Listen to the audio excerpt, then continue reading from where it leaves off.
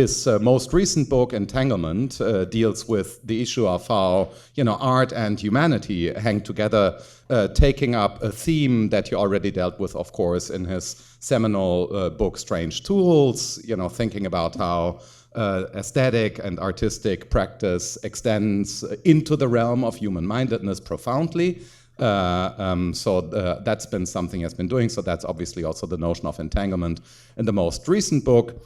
And before, he has also written a bunch of philosophical classics, like Varieties of Presence is something that we had a wonderful time discussing back in Spain.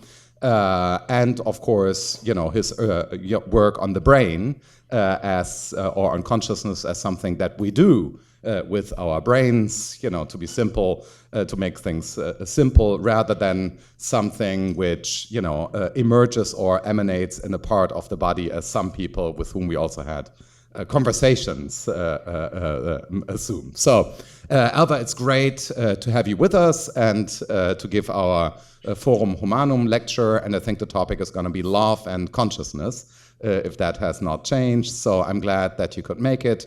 Very much looking forward to this.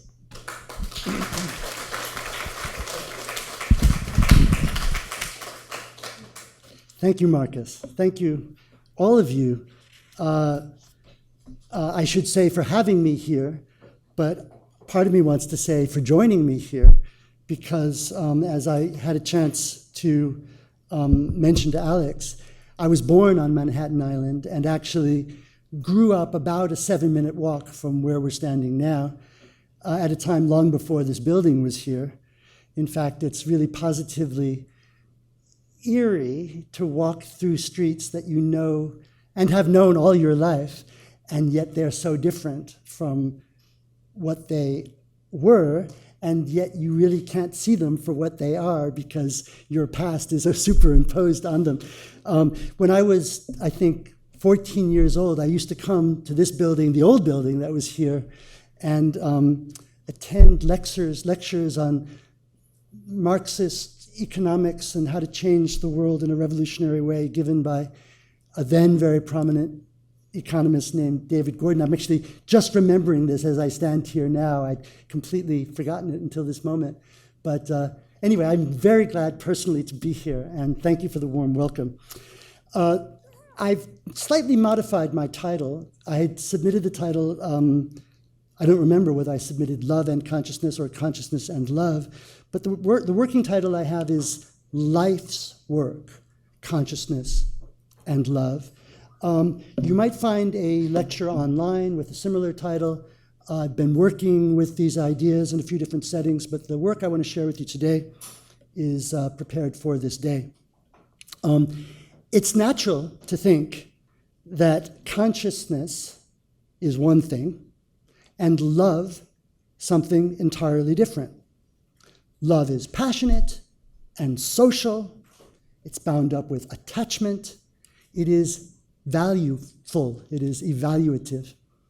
Consciousness, in contrast, the way many thinkers think about it, is private, relentlessly individual, something that happens in us as a result of the action of the brain inside of us. Consciousness is more like digestion. It's stimulated by or fed by the world without, but it's also cut off from and finally screened off from whatever is beyond its limits.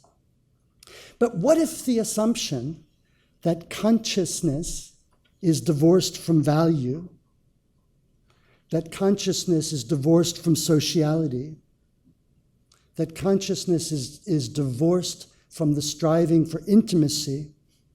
What if those assumptions are precisely what stop us from understanding consciousness?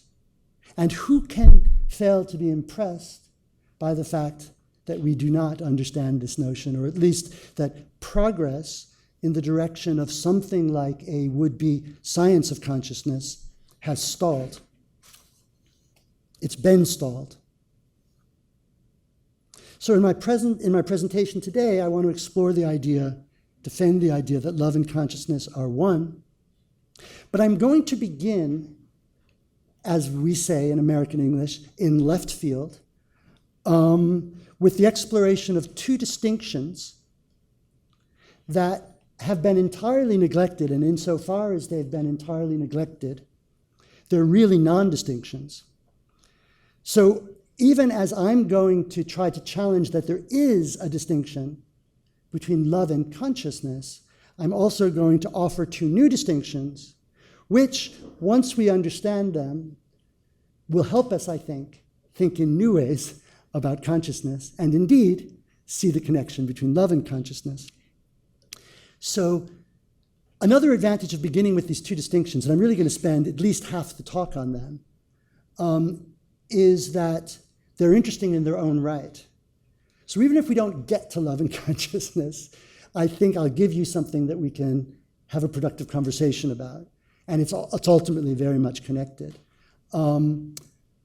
Also, you'll see that although my focus is love and consciousness, I'm going to be offering ideas that I hope will be obviously directly related both to the question of machine minds, would be, but also the question of iconoclasm. So the first distinction with which I wish to begin is that which I will offer between, actually, everybody can hear me? Just before I dig in, my voice is clear, it's transmitting, the recordings are working, good. So I want to offer a distinction between images and pictures. Although this is not reflected in ordinary usage, or in the usage of artists, or art historians, or scientists, or philosophers, there is all the difference in the world between images and pictures.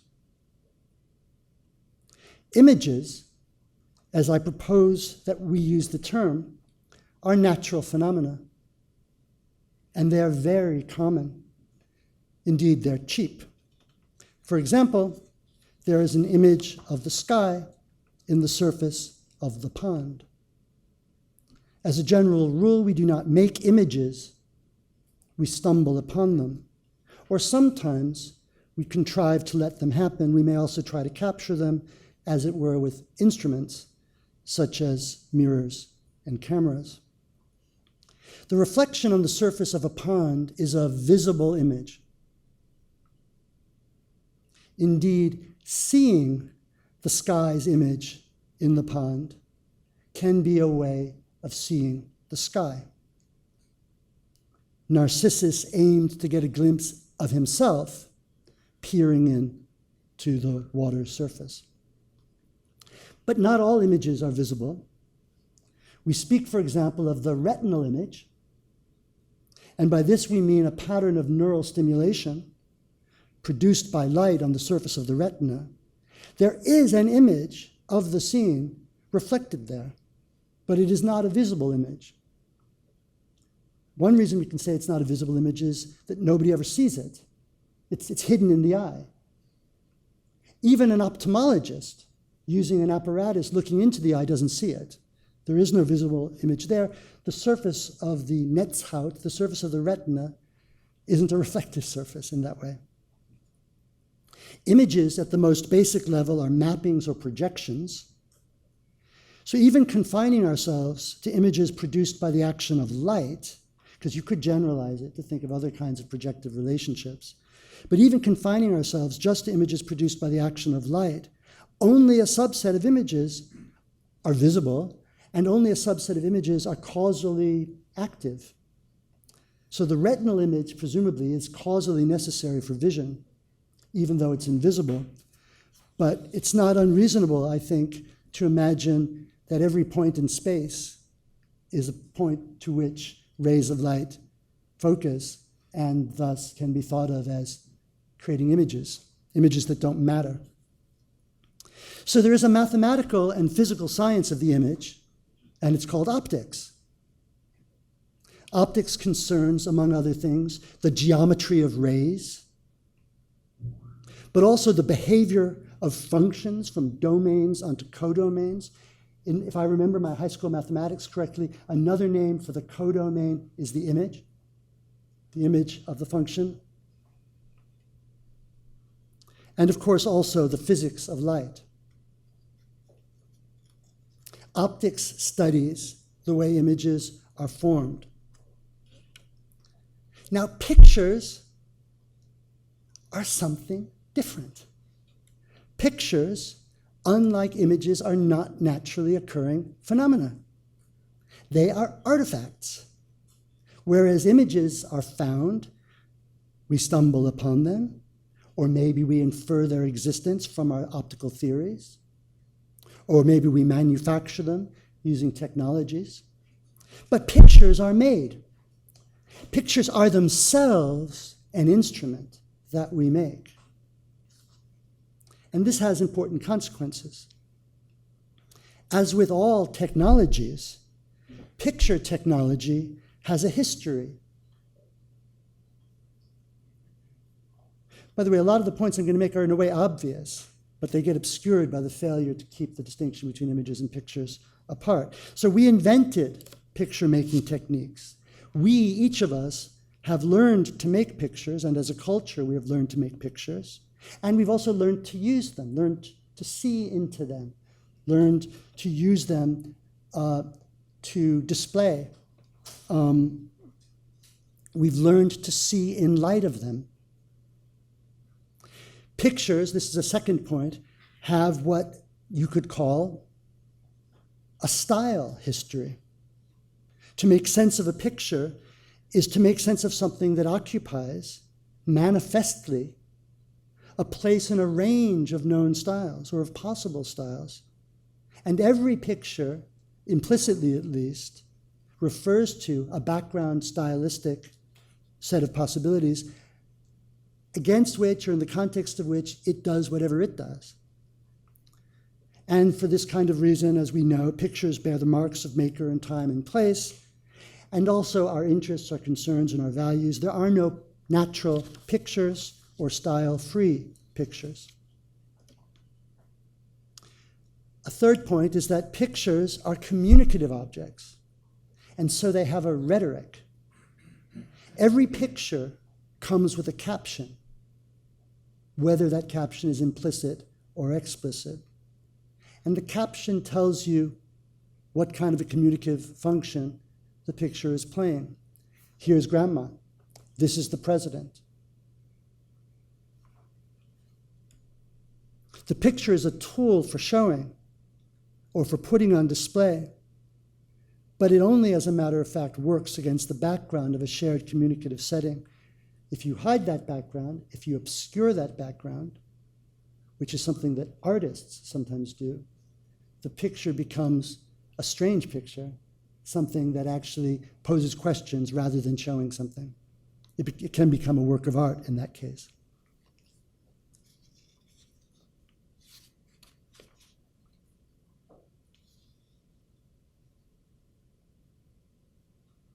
Whereas Narcissus can see his face in the water's surface in the image, when you look at a face in a portrait, finally you see something that someone is showing you. And crucially, whereas images are cheap or dime a dozen, as I would say, images are dime a dozen, pictures are precious. So I've said that we make pictures, but we find images, or perhaps we contrive to let them happen. Thanks to the development of optics, we have developed all manner of image capturing or image revealing or image making technologies and techniques. Artificial perspective, for example, is a technique for calculating what images would arise in given situations, and so of manufacturing those images. But the resulting image is not necessarily, therefore, a picture, even though it is drafted. It is merely, as it were, the performance of a calculation.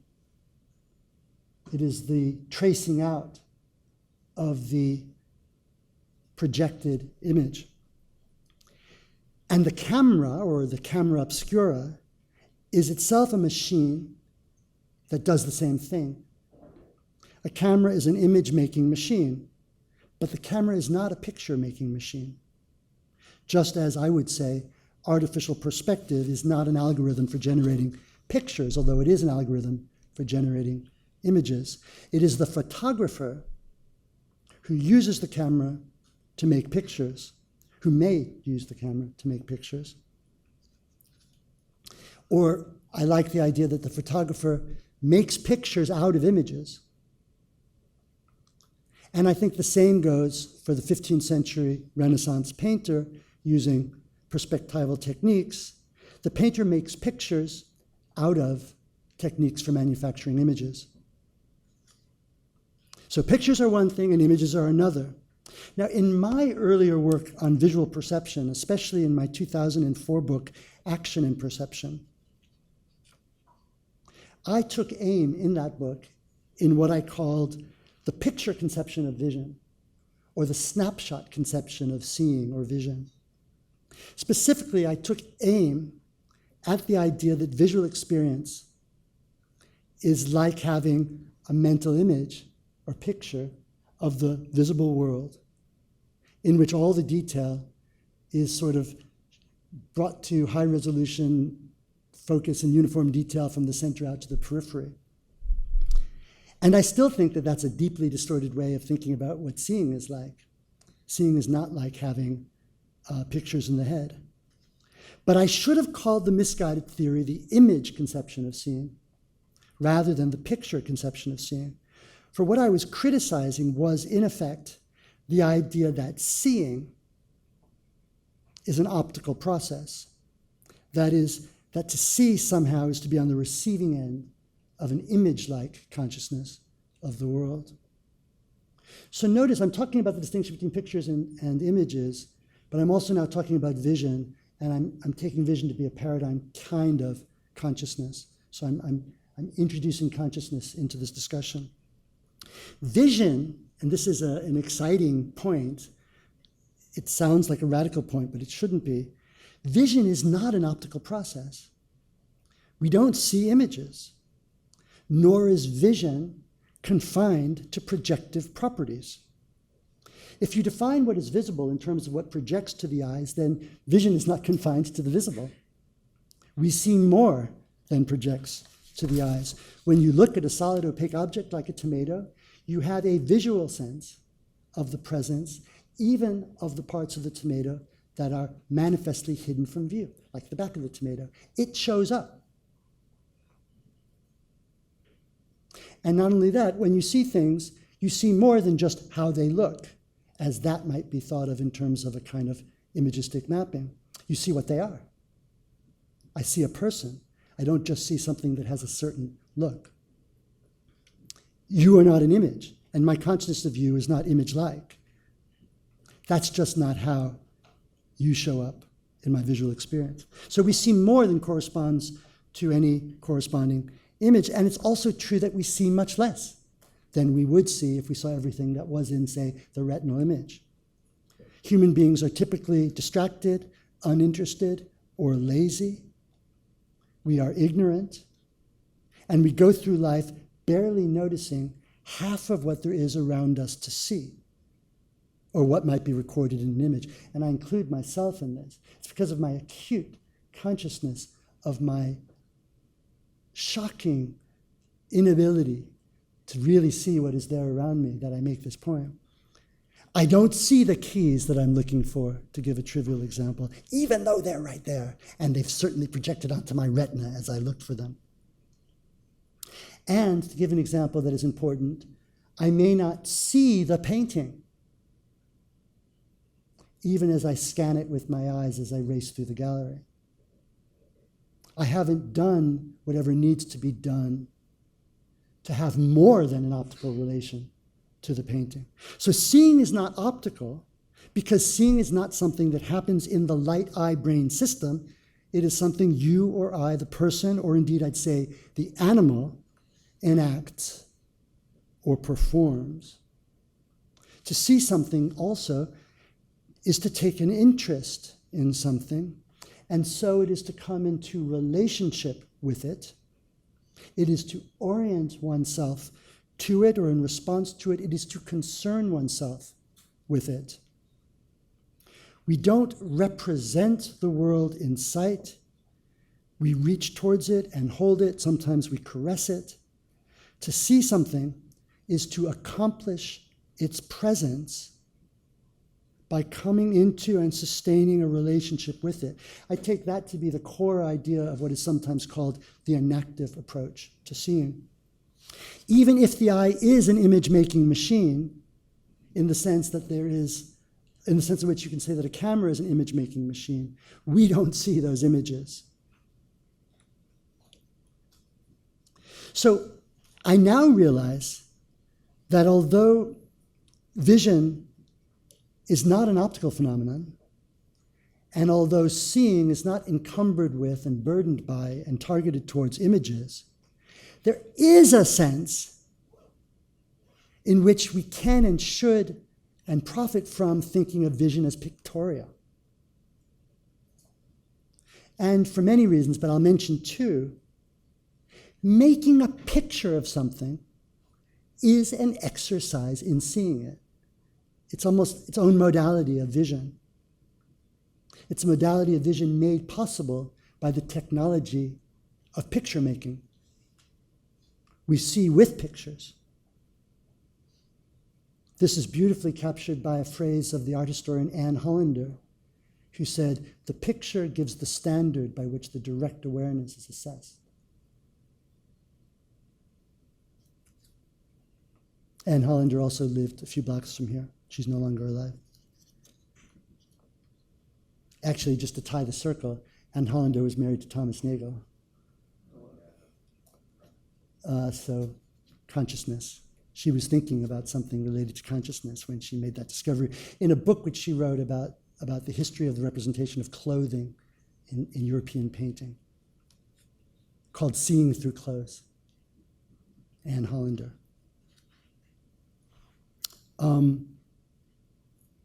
To make a picture of something is to be engaged with it. It's to achieve a certain kind of intimacy with it. And the picture is a kind of, I don't know exactly what the right noun to use here is, but it's something like the expression of that encounter, or it's the enactment of that encounter. It's not just a record of the encounter, but it's the encounter. The picture is part of the encounter. So it's obviously true when you think of drawing. Think of the way when you draw, you eye and hands in an energetic and metabolically strenuous activity of looking and making and looking and making, we make the pictures. It's literally like handling the thing you're drawing or the person you're drawing. It's as if the drawer drapes themselves over the thing. And it's bound up with feeling. But I think this is true also even of our cell phone snapshots. I mean, we have to ask ourselves the question, why do we need to take pictures of everything these days? If you have kids and your kids perform in anything, you sit there staring at the screen while you film them. That's what you do. Otherwise, you're an indifferent parent. You go to a nice restaurant, you photograph the food, you make out, and you take a picture of the... I mean, we definitely take an interest in that, and I think in some ways, we should take that seriously as somehow an expression of how important it is for us to know these things and how our picture-making devices are ways of knowing, ways of seeing, ways of achieving relationship.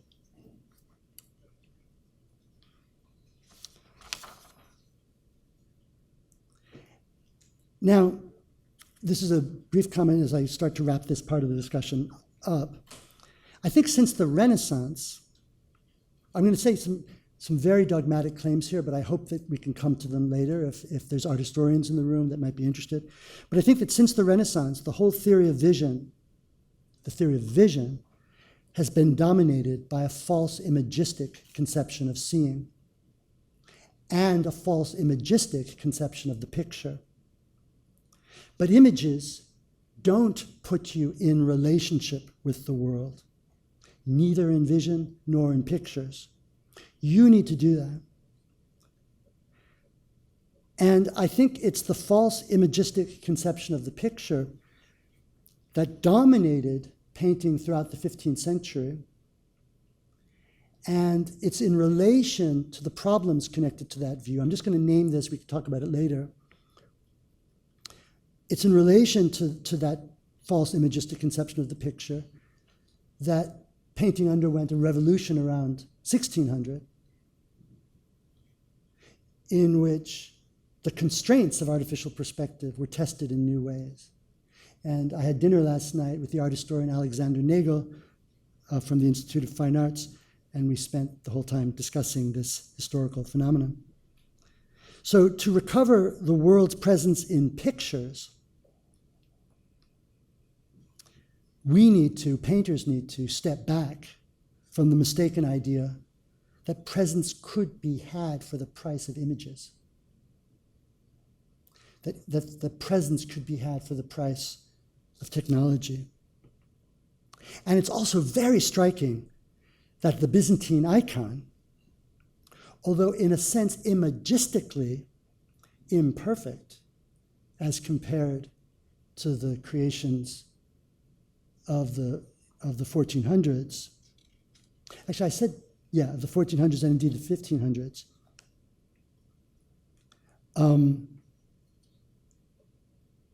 there's a sense in which those icons accomplish a greater level of presence.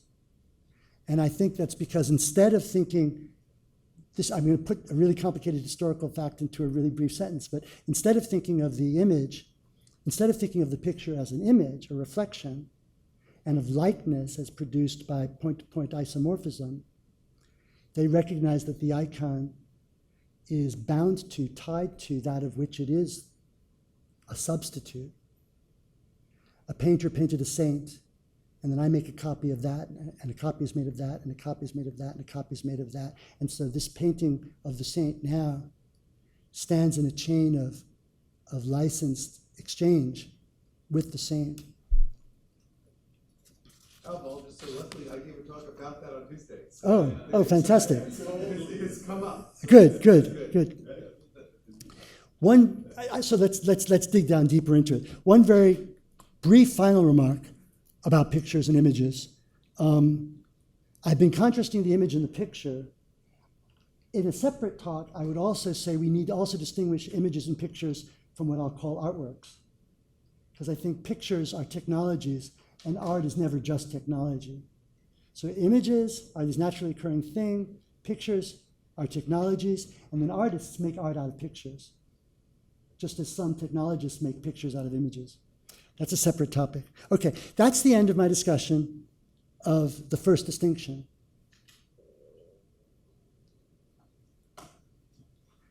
The second distinction is between relations and relationships. This, too, is not a distinction that is drawn in ordinary language. These terms are used in English fairly interchangeably, so much so that sometimes I write relation when I mean to write relationship, or I write relationship when I mean to write relation. But I recommend that we use these two words to mark a difference. Whether I am older than you or your offspring, whether I am positioned to your left or right at the table, these are attitude-independent facts about our chronological, biological, or spatial relations, respectively. When two entities satisfy a two-place predicate, no philosophy talk is complete without mentioning a two-place predicate. When two entities satisfy a two-place predicate, like is to the left of, or is the daughter of, they can be said to stand in the named relation to each other. Relations either obtain or they don't. Relations, like images, are cheap. Everything is related to everything else. Relationships, in contrast, name something entirely different.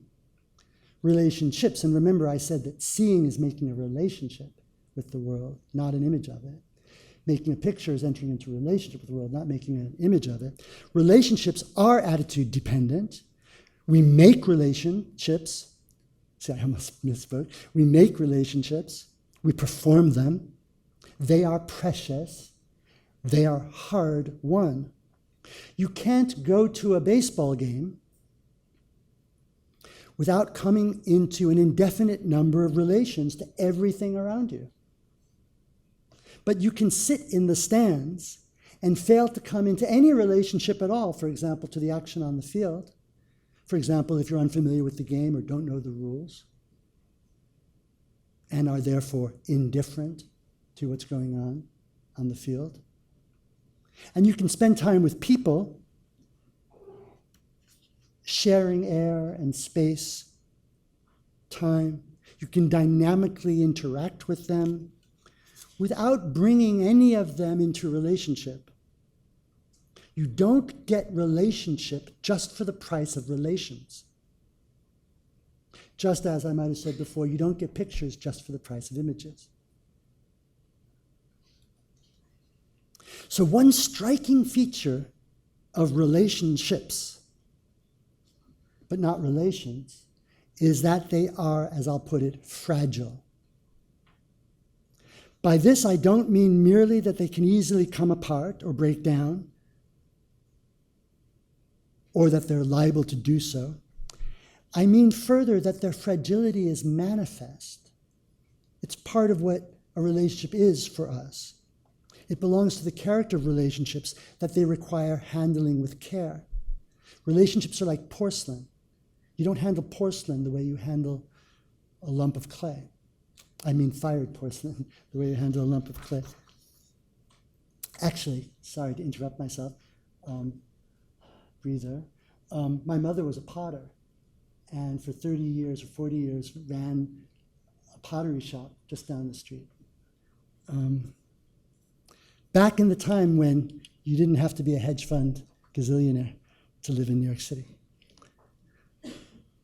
So relationships are fragile, and because of this fragility, it belongs to what it is to be in a relationship that one is required to sustain the relationship itself, maintain it, repair it, in the face of its fragility, in the face of its tendency to fail. For this reason, to be in a relationship is always to be motivated implicitly or explicitly with sustaining the relationship. It's to be alert to the demands and requirements of the relationship itself. It is of needs be to be concerned with the status of the relationship.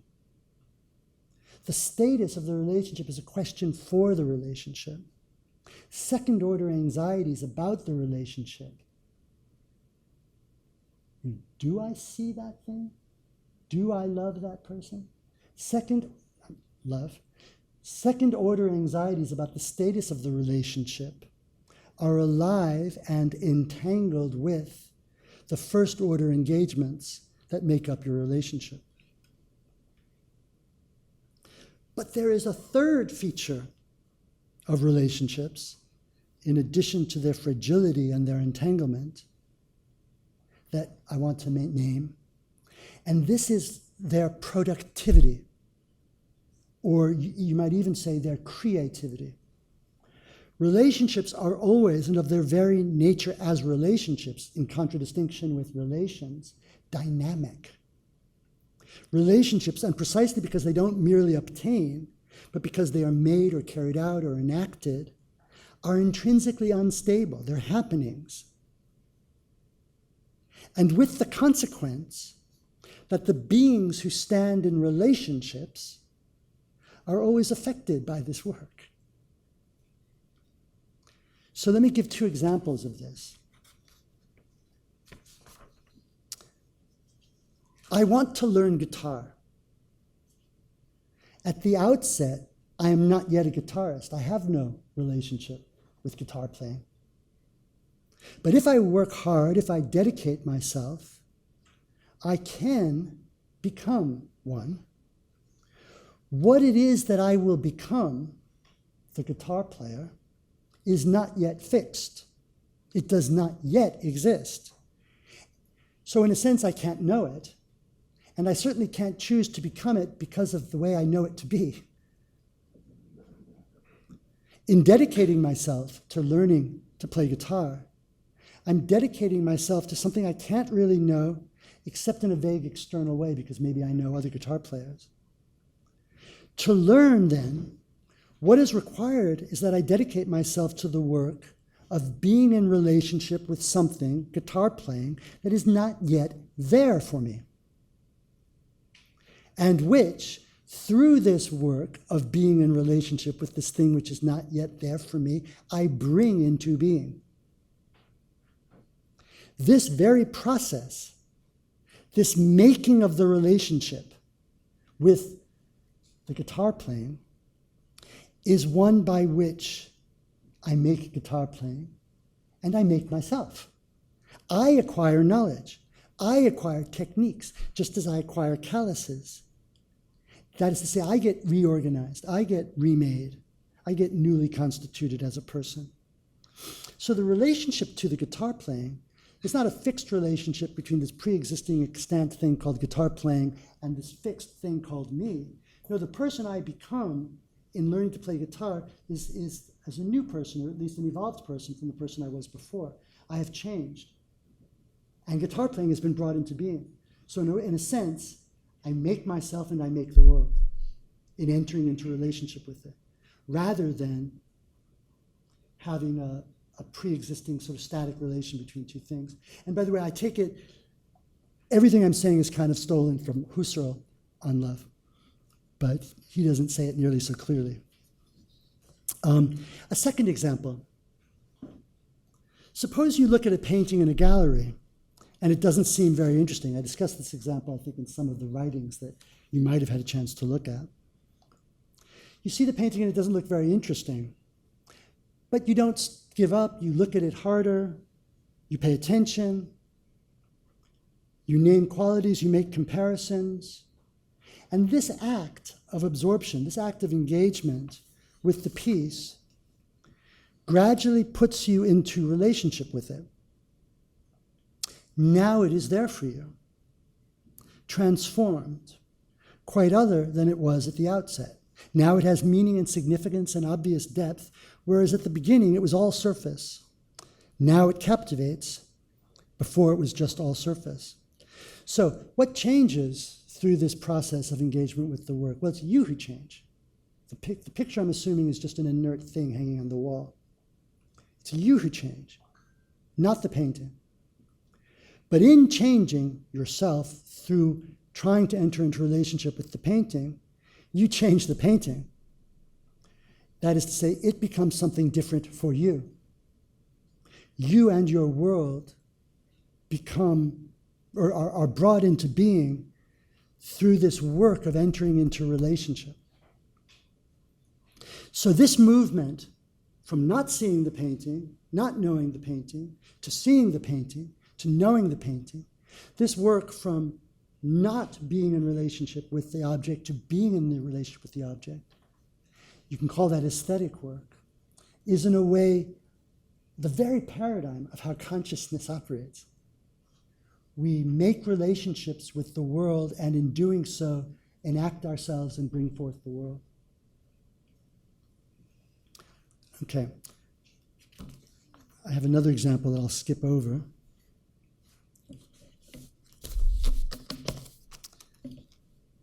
Now, we began a little late, so I'm going to go on a little bit longer. Yeah. And there's a wrong, I think, time on the computer. So Oh, yes, thank you. Yeah, thank goodness I didn't see that. I would have boom, boom, boom. you're 30 minutes in the past of the wrong. Yes, good. I just looked at my watch. I still have a non-digital watch on my wrist. It says 11 o'clock. Okay, those are the two distinctions. Sorry, stay near the microphone. Those are the two distinctions. And I could stop right now, but I'm going to make that terrible mistake that professors make. I'm going to keep on talking. And at some point, though, I think I'll have, the way I've designed the rest of the presentation, I could stop at almost any point. So I'll try to read the room. Feel free to let me read you, and see if I can make an appropriate time to stop, because I want to make sure we can engage each other in conversation. I hate the term Q&A, because as if you have questions and I have answers. No, I hope we can discuss and enter into a creative mode of philosophy. Okay, now I turn to consciousness and love. I'm trying to share a very big picture with you, so as until now, as I proceed, I'm just going to assert some quite complicated claims, but I want to assert that, to begin with, the problem of consciousness is the problem of presence.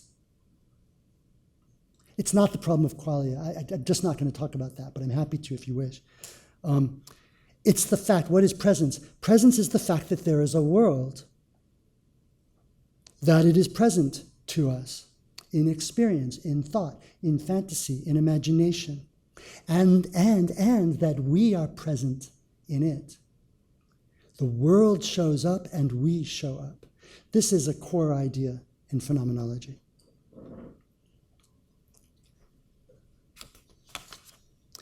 Now, the crucial thing to appreciate, and in a way, everything I've said until now has tried to get you ready to the point where you can agree with what I'm about to say, is that consciousness, presence, doesn't come for free, just for the price of standing in relations to things, or just for the price of being the receiver of images. Consciousness is hard. Consciousness is not something delivered or turned on, it's something we do. It's something we make. It's something we enact by entering into and sustaining relationships. And relationships are fragile, productive, entangled. A few examples. I already indicated this, but I'll say it again. There is so much around us that although it is available for our inspection, we don't notice it, we don't experience it. You know, traditional vision science always asks the question, how is it we see so much, this detailed visual world, on the basis of a fairly impoverished retinal image? But the question that the artists I know taught me to ask is not how do we see so much on the basis of so little, but why do we see so little of what there is around us? Just the opposite question. And that requires a new way of thinking about what seeing is. Seeing is not something that happens in the eye. Seeing is something the animal does or fails to do. There's an old saying, which I use as the epigram for my book, The Entanglement. If you want to see something new, walk the same path every day.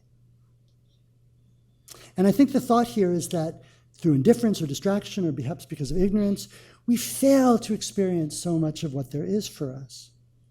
So again, think of the child at the baseball game. The child doesn't know the rules, the child doesn't care, so the double plays, the home runs, the stolen bases, they don't show up for the child. They're not present for the child. What the child notices is the cotton candy vendors, maybe, or the screaming fans. But we're all in a position, the same position as the child. Our attention, our awareness is limited by who we are, that is to say, by what we can do, by what we know. And as we grow and are educated, and as we learn, and I don't just mean in a formal sense of education, we acquire the ability to enter into relationship with more and with different. And so as we acquire new skills, new concepts, new capacities, new dispositions, new values, what there is for us changes, just as we engage the painting aesthetically, what there is for us changes. So yes, there is a sense, and this is a really, in another version of this paper, this is the main theme, but that's not my main theme today, but there is a sense in which the world is given to us. It's always already there, as they say.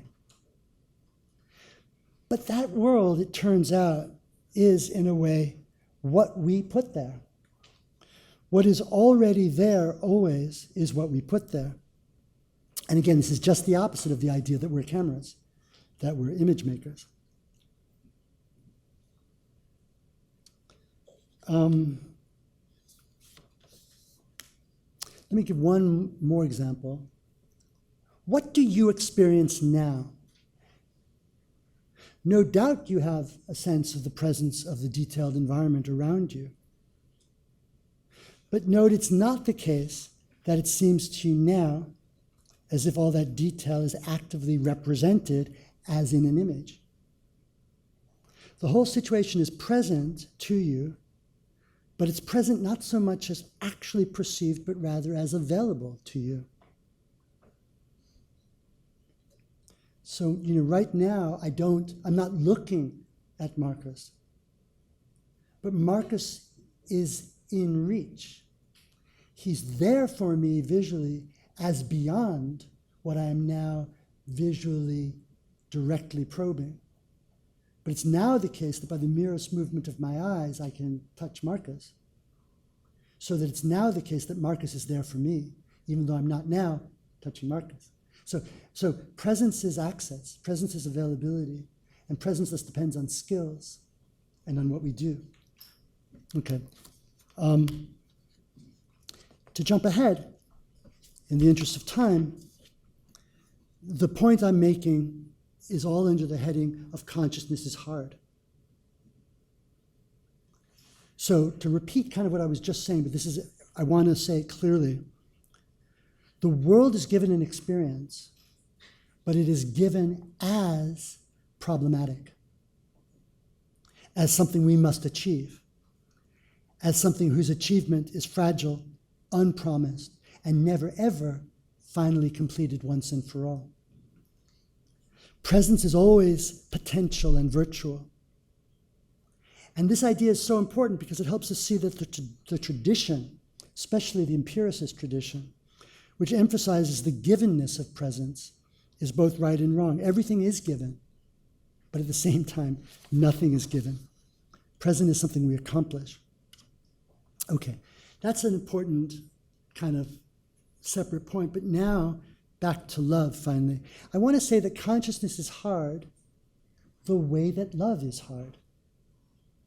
Now, one obstacle to appreciating this point is that I think not all of us, but many of us, and we're not all the same, we come from different parts of the world, but I think one can say that there is some subset of us who tend to have a kind of goody two-shoes, peaches and cream theory of love. We think of love kind of in a Lennon and McCartney way, as a fuzzy feeling of attachment, always good, as something normal and healthy and natural, sort of like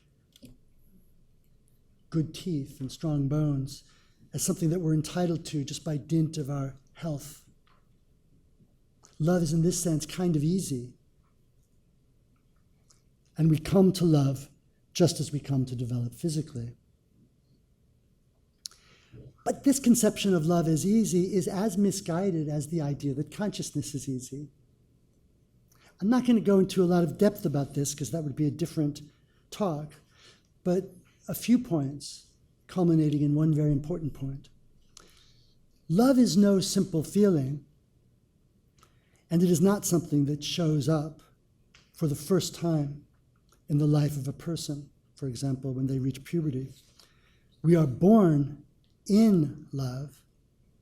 It is the loving care of adults in our lives that give us even a fighting chance of life. And the developmental processes, here I'm influenced by psychoanalysis, and the developmental processes whereby a baby becomes an individual person have everything to do with the way the child copes with the condition of love. To become an individual, the child needs, in a way, to live through conflict. The child must become themselves through the interplay, the push and pull of urge and gratification and disappointment.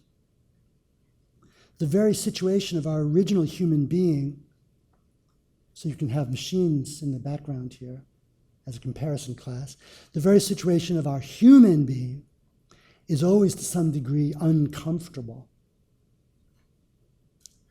Remember Hans Jonas's idea that the germ of having a world is irritation. The very situation of our original human being is discomfort, and love, intimacy, connection is always the setting for strife and resistance, even if it is also the very ground of all possible pleasure, joy, and life. And adult love, in all its forms, recapitulates this problematic character. Love is ambivalent. Eros is bittersweet, as Sappho put it, according to the translation of Anne Carson. Love is always an encounter with what one wants but does not have. Like hunger, love is fed by longing and need. It vanishes upon fulfillment. And so love always flirts with fantasy. It is an imaginative orientation to a presence that is also, like everything, absent. There are joys of love connected to intimacy and appreciation, fulfillment and belonging, but these are not easily obtained, and when you obtain them, they're not easily maintained. We lose them. Another person, whether one's child or one's parent or one's spouse or one's lover or one's God, which may be not a person, but another thing, is something always remote, always moving, always irresolvably other. Love thrives on the conditions of its own failure. Love is the striving for intimacy rather than its consummation. As with consciousness, so with love. Love is always a problem for itself. It's always risky rather than safe. Love is not given. What is given, if you like, is the challenge that we might love.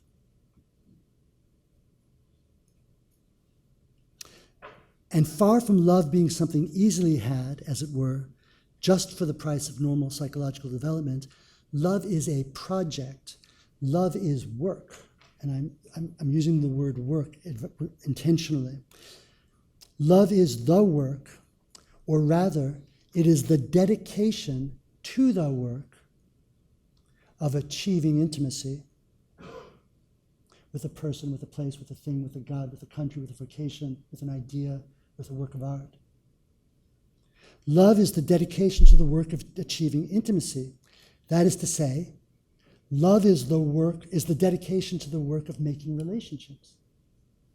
That is to say, love is the dedication to the work of consciousness. So that's the link between love and consciousness. And you can flip it around and say that love is a consciousness problem. So most philosophers, when they write about love, take the presence of the beloved for granted. So Harry Frankfurt writes that love is disinterested concern for the existence of what is loved and what is good for it. And David Velleman discusses love as an arresting awareness that confronts us with the sheer presence of the other and thus tends to counteract our tendency to be protective or closed off. Views such as these, and I think that's the majority view in analytic philosophy, tend to take for granted that the other is there for you, in focus, stable, a definite thing, and that love is a felt response to the real presence of the other. But this gets things backwards. If only we could take for granted who, what, how the other is. But our grip on the other is fragile, in progress, and uncertain. Love's problem is not whether we like what we see, or whether we are arrested by it, or moved by it, or drawn to it, or made to care about it, or whether we value it. Love's problem is seeing in the first place. Love's problem is this antecedent task of coming into relationship with the other. We don't love because the ones we love are so impressive or charming or so beautiful or so good.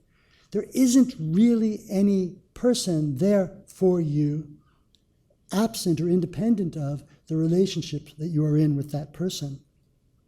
So there's a sense in which you bring the relationship and the other for you into being in love, through love. Love is a commitment to this work.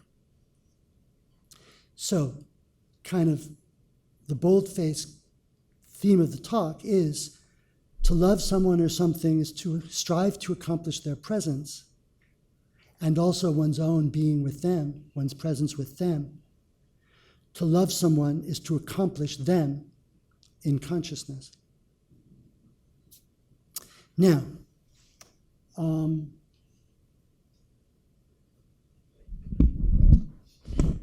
I think that for the remainder, I actually have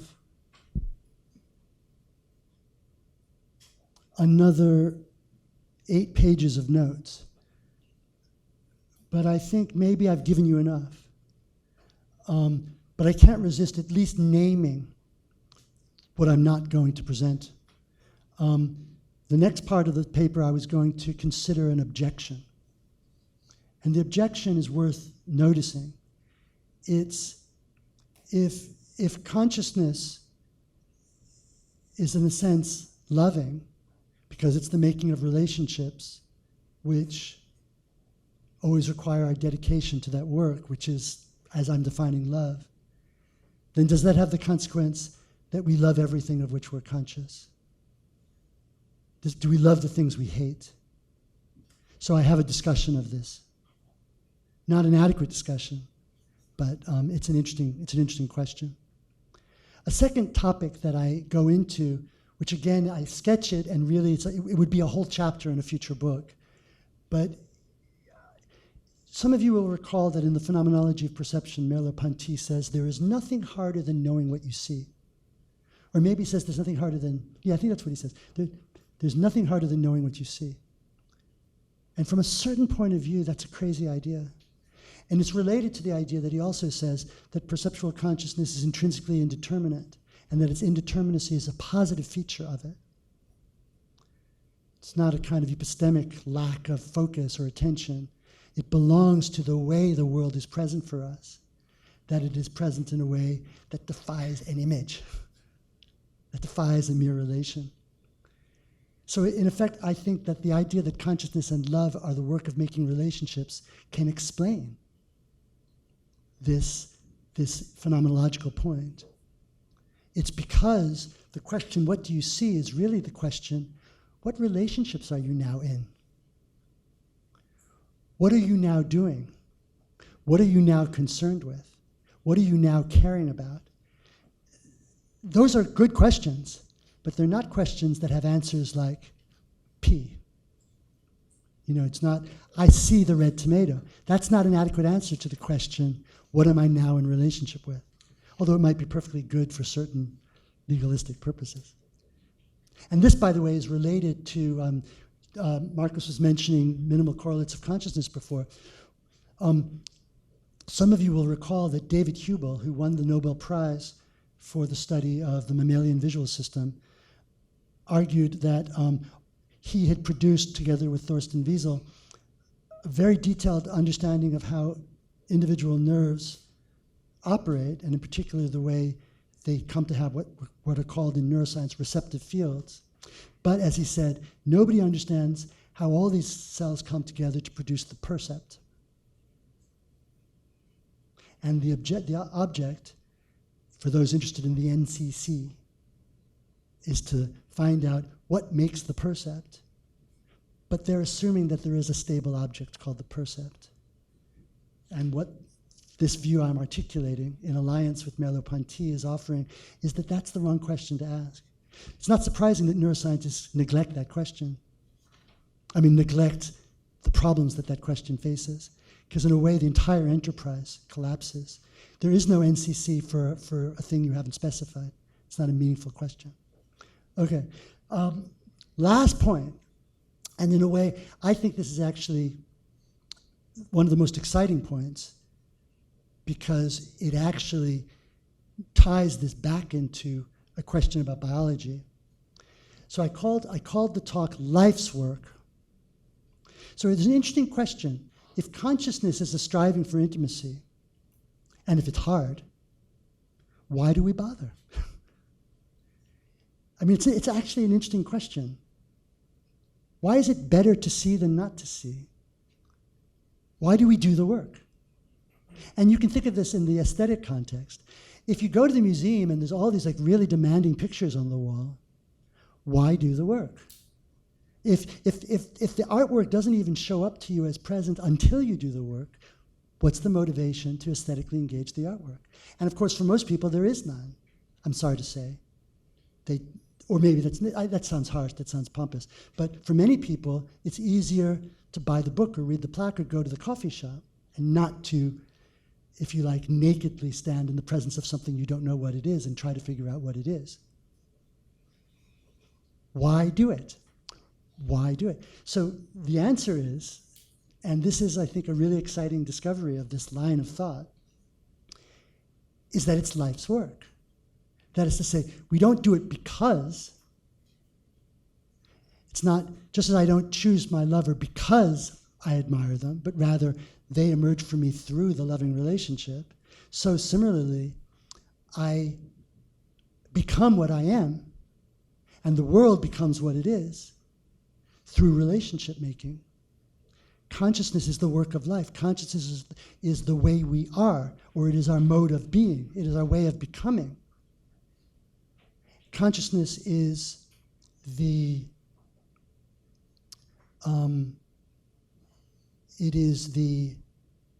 modality of life's existence.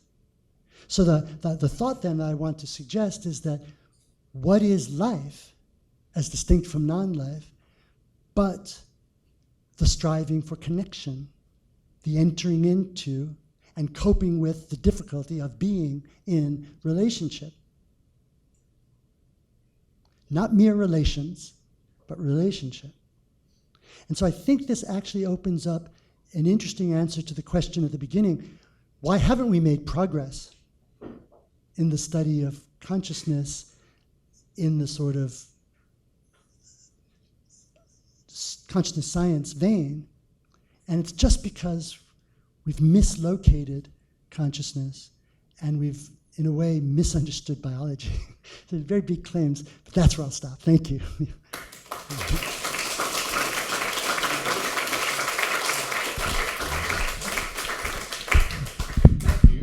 That was excellent.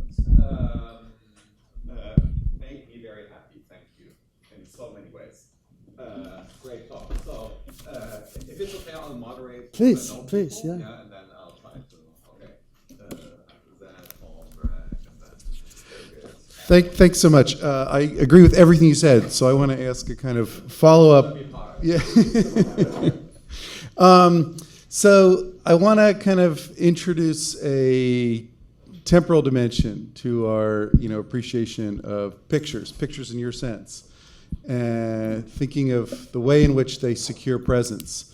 So the way in which, a kind of pictorial technique can secure presence at one time and can stop securing presence. I think Michael Fried has given us a kind of wonderful account of this dialectic in terms of the dialectic of absorption and theatricality. So the outlines of his account are time T1, a painter develops a new way of picturing that secures the presence of the world. So think about the paintings that he thinks, secure presence by depicting someone who's ignoring, the picturing act, by depicting them as, engaged, absorbed themselves in an activity. And the audience sees those paintings as being revelatory of something about that person and their experience. But then, of course, that becomes something other painters realize becomes a kind of technique that can be taught in schools. And then, on down the line, it comes to seem mannered. So it stops securing presence in that sense. So that mode of picturing just stops giving us a world in that sense. And I want to kind of invite you to say something about how you think about that temporal dimension, how there's a kind of time frame to securing presence through picturing. And here's what I'm puzzling about this, what puzzles me. Here's a boring explanation for what Fried is describing. The boring explanation is that pictorial technique gets boring, that we see a lot of it and we get sick of it. And I take you to be pushing against the idea that merely, being exposed to something a lot is what bores us about that thing. You suggested actually, the repeated exposure to something is what reveals it to us. And so I wonder if you think there's a more interesting explanation for that kind of temporal dimension to, securing presence through picturing.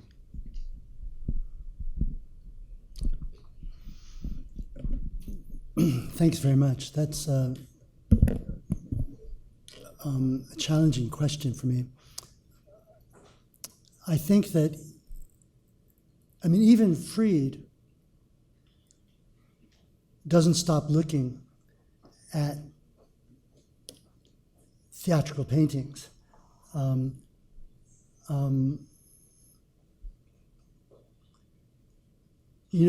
later Freed, the earlier Freed, the young Freed, used the word theatrical in a different sense. Not in the sense of mannered stagings of absorbed humans, but rather in the sense of works that operate on you psychologically through impact. And he insisted, and I think completely mistakenly, he criticized a whole stretch of artists that he called literalist or minimalist for being just staging effects. And he thought real aesthetic engagement needed to be something more. He's right about that. Real aesthetic engagement is not something, an effect triggered in you by the work. So anyway, in that sense of his conception of real aesthetic engagement, we continue to be really aesthetically engaged by work which he later came as a formal art historian to call theatrical in this other sense. And that's, to me, that's the point. We can criticize the work, but in some sense, the work still remains something we don't fully know. We can go back. So I'm thinking now from the point of view, I'm thinking on my feet in response to really an open question, but I'm thinking from the point of view of the art lover. Now, the art maker is in a different position because the art maker is constantly in dialogue with the way people make things and trying to figure out ways of new problems that have emerged. So yeah, Manet comes along and breaks the spell of absorption, and that's a really good move in that context. But isn't it interesting that that it doesn't destroy or negate, it simply carries forth the conversation, if you like. Half answer, but beginning of a conversation.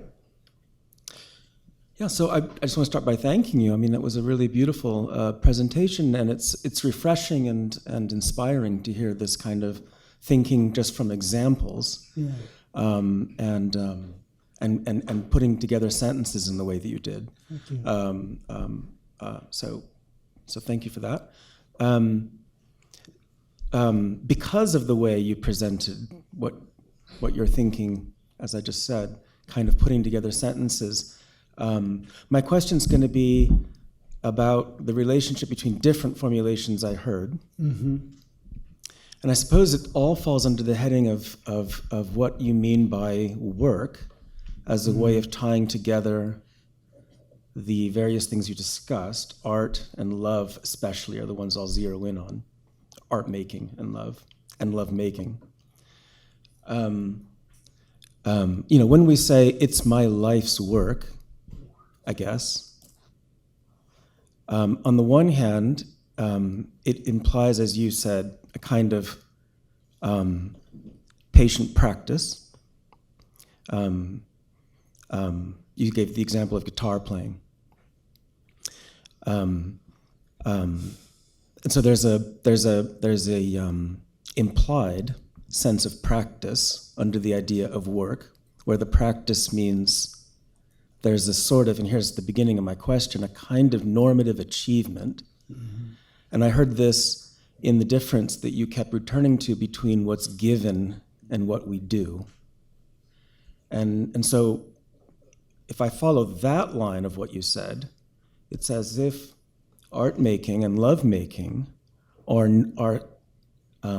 distinct paradigmatic kinds of normative achievements of what it is to, as it were, get a life by working at it, just using your words, right? Get a life.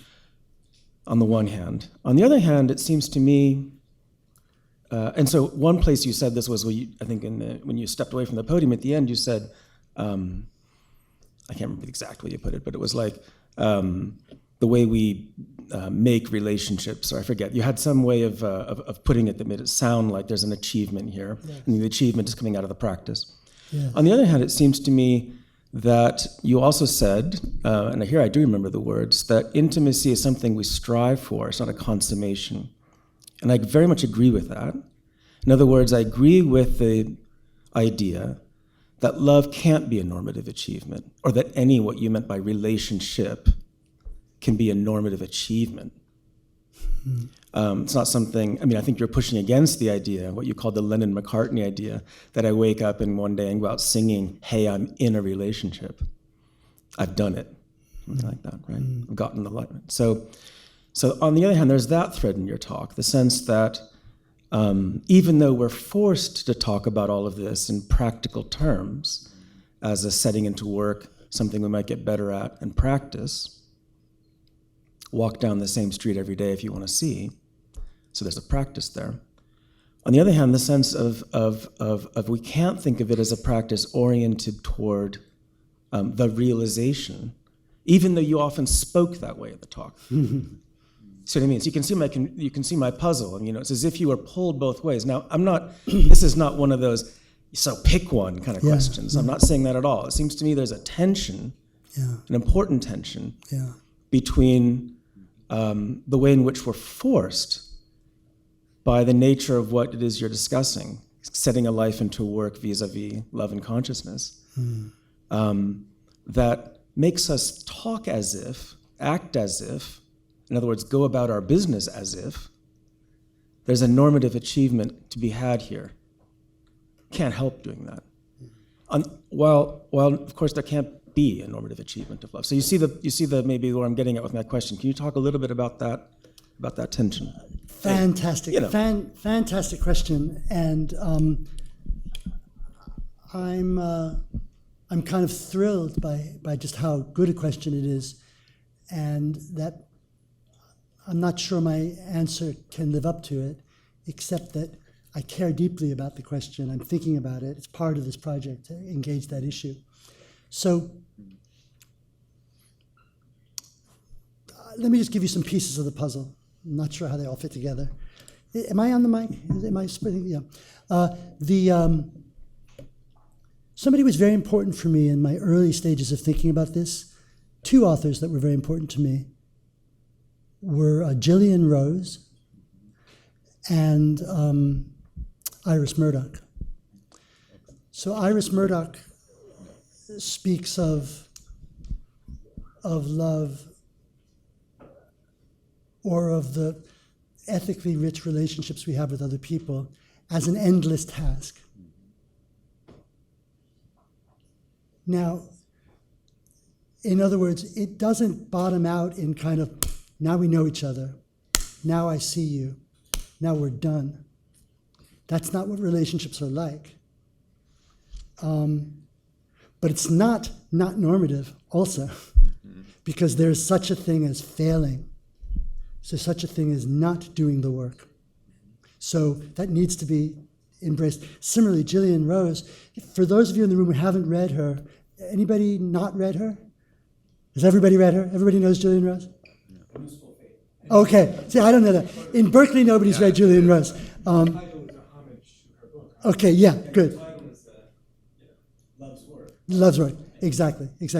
Which, by the way, I came up with most of these ideas before I realized that was the title of her book, and so I had to change my title from Love's Work to Life's Work. But anyway, but it's okay. So I'm actually humbled to know that she's a New School favorite. Then I need to say, she was Jay Bernstein's best friend. Oh, There's also that. There's that. That's in the book actually too, right? Yeah, of course. There are some. Well, thank you for sharing that with me. But of course, the thing that I'm really interested in is, when she talks about I forget exactly how she characterizes them, the New Age Buddhists who are peddling selflessness and a merger, oneness with the world, which is a very powerful religious ideal, not only for New Age Buddhists, but also for many different forms of spiritual practice. But that somehow, as if, I'm forgetting now her poetry, but as if a frictionless mode of being were possible, whereas in fact, the precondition of relationships is the scraping against each other and the ways in which they persistently resist us and fall apart. And she says, I affirm that I will keep on failing at love. That's love's work, is to keep on failing at love. But failing, again, it's a normative notion. It's a normative notion. I originally, in the written version of this talk, I end with a question, which I didn't come to, which was, is it possible to live without love? Is it possible to live without consciousness? If consciousness is something we accomplish, if consciousness is something we achieve, and if the doing of that, if consciousness is something we accomplish, if it's something we achieve, which in a way has been my slogan for years now, then it makes sense to think that we can fail at it. But if the work of making consciousness, making relationships, is the very work of being, which we are, the very work of our own becoming, then to fail is to not exist. Or so one of the thoughts, and this is also related to the question about love and can you love and hate love, as many people have noticed, the opposite of consciousness, the opposite of love is indifference. And indifference at the limit is death, just as love at the limit is life. So this is just to say that I'll make one last statement, which is one last piece of the puzzle. It's an amazing thing, not at the New School, but at UC Berkeley, where I'm the department chair of philosophy, that if you want to study consciousness, you take a course in M&E, metaphysics and epistemology, and you satisfy a certain kind of credit towards your major. But if you want to study love, you have to take a course in value theory, which satisfies a different kind of credit towards your major or towards your graduate degree. Love and consciousness belong in different departments of learning. And in a way, I like the upshot that consciousness must be as value theoretically significant as love could possibly be, and vice versa. And yes, that does mean that we're always already in a normative space. Sorry, please. Yeah. Oh, Right. thank you. Thank you. Hello. So thank you. That was extremely welcome talk and very well received here and by me. I want to put you in dialogue. It can't be too positive, otherwise it gets boring. So I want to put you in dialogue with the talk we had last night. Ned Block was in here sort of reviving Searle's theory of consciousness as a mysterious property of neurons per se. And I actually asked him about sort of like, what do you think about this inactivist type approach where life is a necessary condition for consciousness? And he's like, it's no good, bah humbug. Didn't really give reasons, but he didn't like it at all. He was very dismissive. So I just thought I'd ask you, like, how would you defend the position against like objections, say that this can easily be handled by just bringing in attentional mechanisms. Oh yeah, of course, the little kid doesn't see the double play, but you could just model that by having the right concepts in the representational system, and then attention directs your workspace or whatever to whatever aspect of the percept is relevant, etc. But you don't need life, you don't need an activism for that. So yeah, what's a good way to respond to that kind of dismissal? Well, now you embarrass me because this is a very hard question to answer. And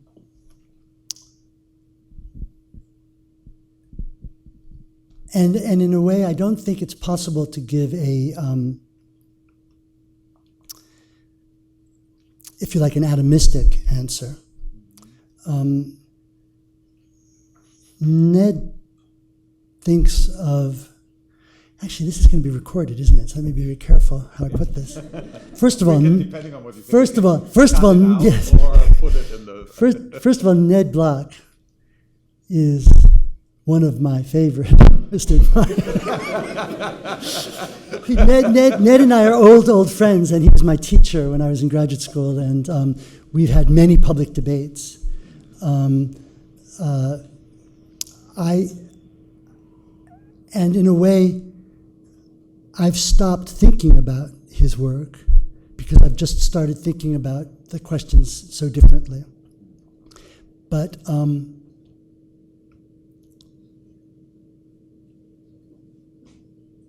one of the points that I'm committed to is this idea that I touched on only very briefly in today's presentation of the way in which the phenomenon that we're supposed to be trying to explain is itself a problem for itself. When people say, well, it's the problem of qualia, or it's the question of what it's like to see something, or to be aware of the double play, I think that they always, well, there's two issues. One is that they always under-describe or misdescribe or make a cartoon of the thing they're trying to describe. What is the experience of seeing the double play? What is it?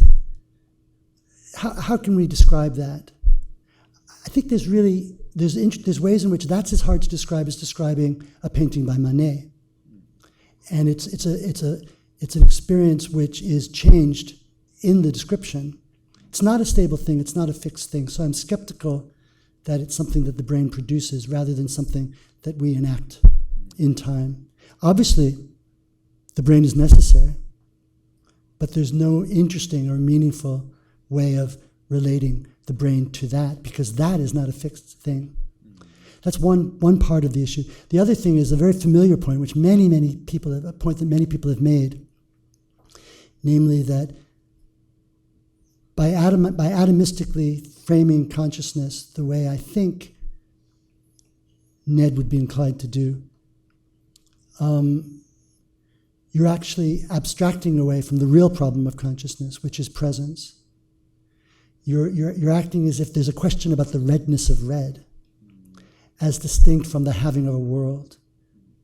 And in fact, I think, and this is a point Heidegger makes, Merleau-Ponty makes, Peter Strawson makes, that when we talk of qualia, we're stepping back from something we know, rather than making contact with something out of which we build up the rest of what we know.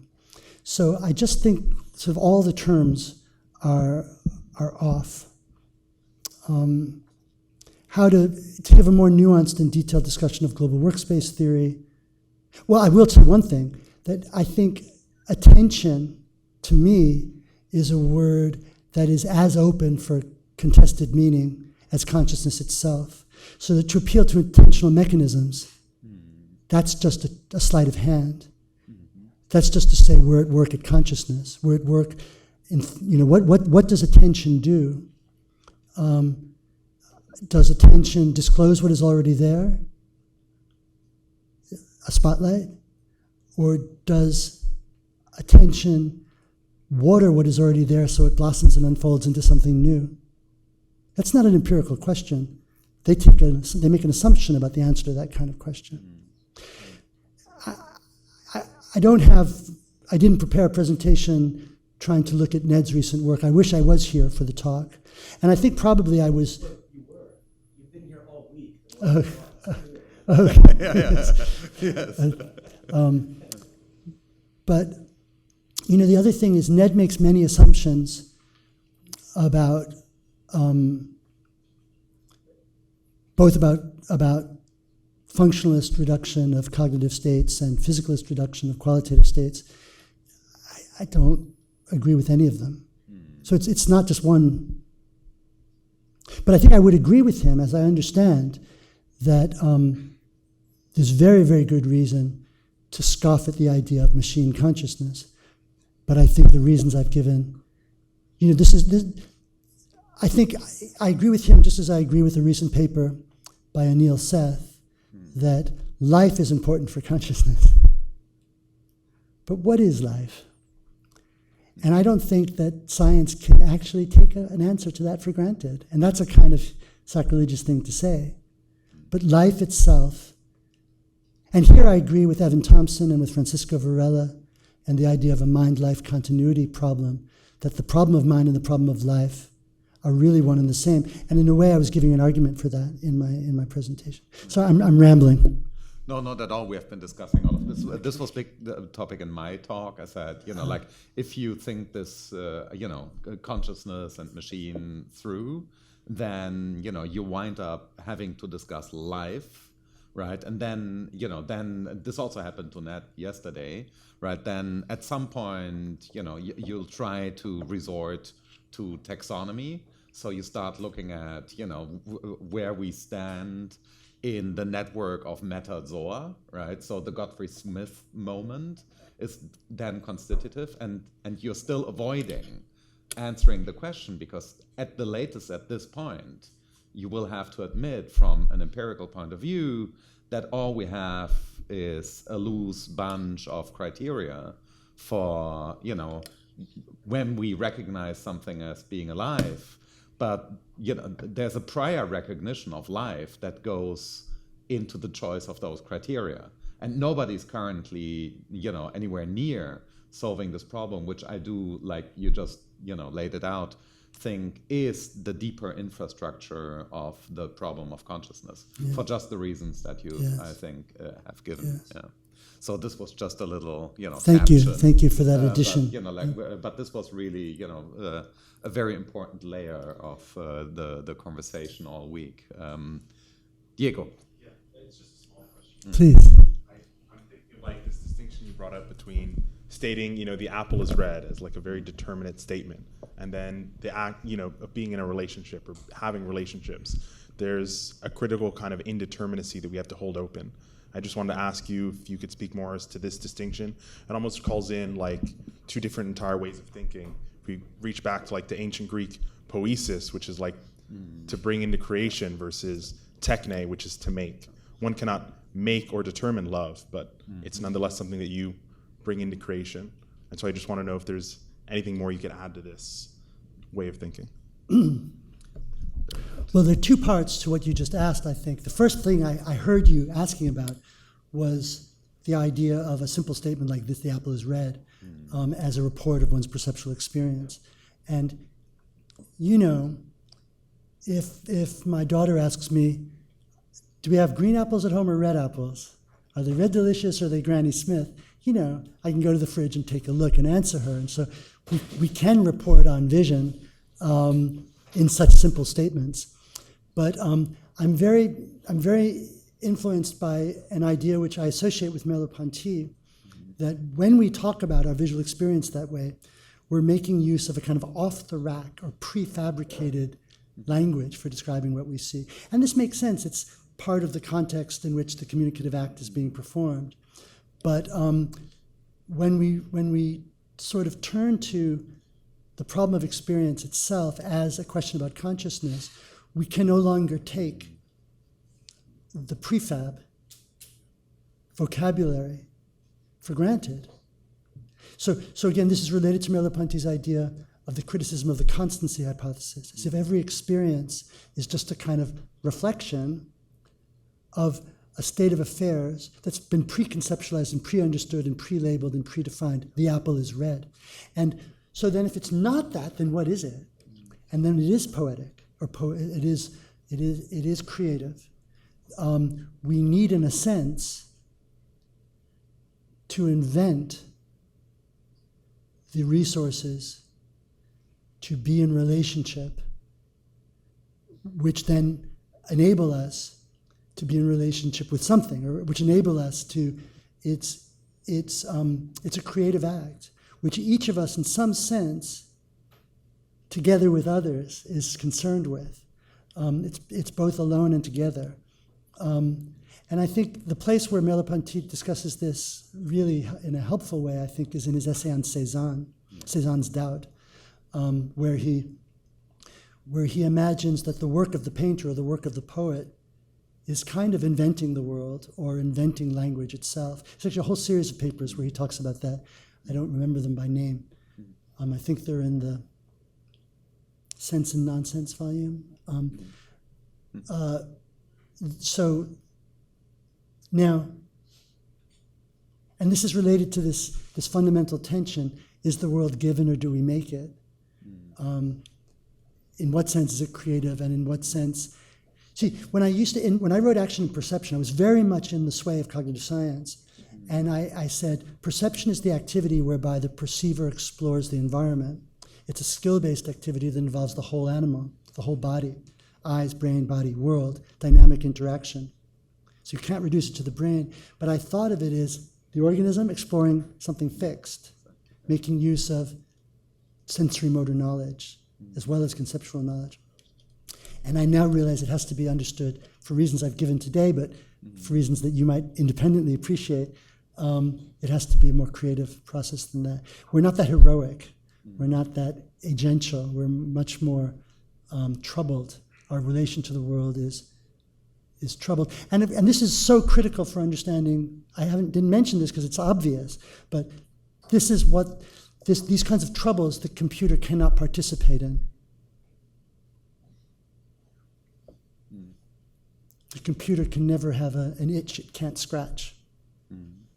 But without an itch that you can't scratch, you are not. You are just a thing. Birgit? Yeah, I put you on the then all three. It was a really fascinating talk. So I'm an art historian and image theorist. Okay. So this is why I fully agree in the direction you're taking, specifically the performative aspect of relationship and encountering the picture. So I'm just struggling a bit with a distinction between images and pictures. So the question is, are there really images out there in the nature as natural phenomena? So is it not only optical phenomena? This is what I would ask. So, and where does then, so usually in image theory, you make this distinction between the mental images and the externalized images, which fit into the theory then of the artifact, for example. So I'm just struggling where the mental image comes in. And this is very important, I think, when it comes to AI imaging. So we talk about imaging, not about picturing.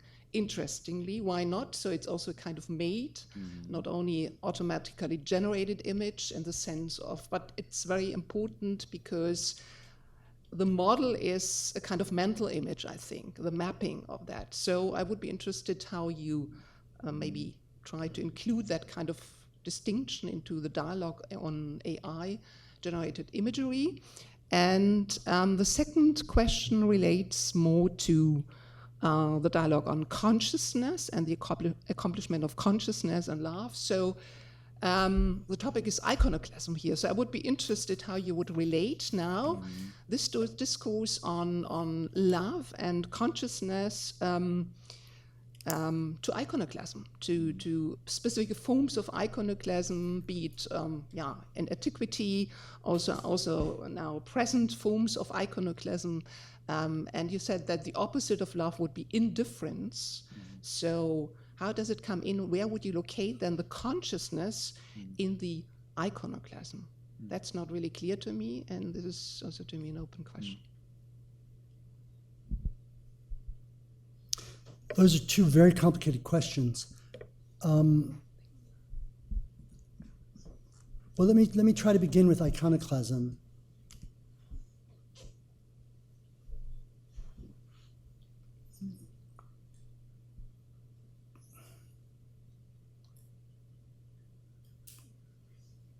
I think that one of the points I was trying to offer was a way of thinking about pictures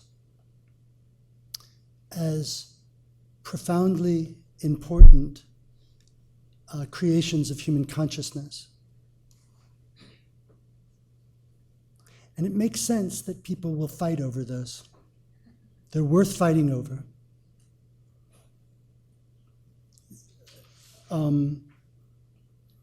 There can be, for example, in antiquity, profound theological issues at stake.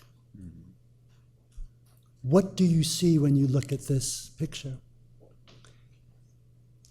Am I misguided somehow when I throw myself on my knees and pray at this picture? Or is this picture offering me direct access to God? I think Plato was right that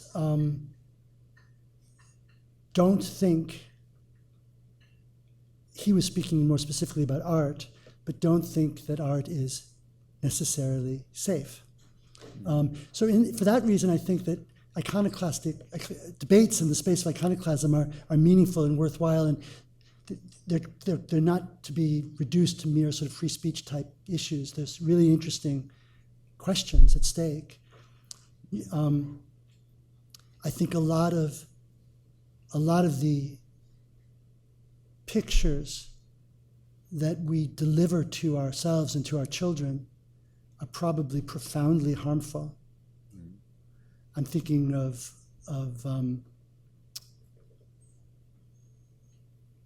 things in the direction of pornography, but not just that. I just don't think images have anything to do with it. Like, to me, images are a different issue. Now, they collapse into each other in the sense that the technology today of the distribution, dissemination, inexpensive production of pictures, I mean, it's inconceivable. Like, my grandparents fleeing the Nazis in Germany schlepped their pictures with them to the New World, because those were treasures. These physical things were treasures. You know, what do we think about what's in our iPhoto of Kyle? I mean, it's just we have a very different relationship to pictures, but I still think that doesn't make pictures and images the same. Even though this technology of image reproduction supports new technologies of pictoriality. I very much agree with Whitney Davis and others that think that pictoriality alters visuality. So there's a really productive and interesting dialogue there. Mental images, I think I would want to put question or quotation marks around the phrase mental image and wonder whether, there are people, Coslin and others, who've argued that there's psychological evidence that there really are images realized, in the sense that when you perform a mental rotation, it takes a certain amount of time to perform the rotation, as if there's an actual image being rotated. But maybe it's a picture that we're rotating. Maybe it's a mental picture. So to be continued. There's many themes here. Alex. Your talk was also very well received by me. I think that was me. I'm sorry. Okay.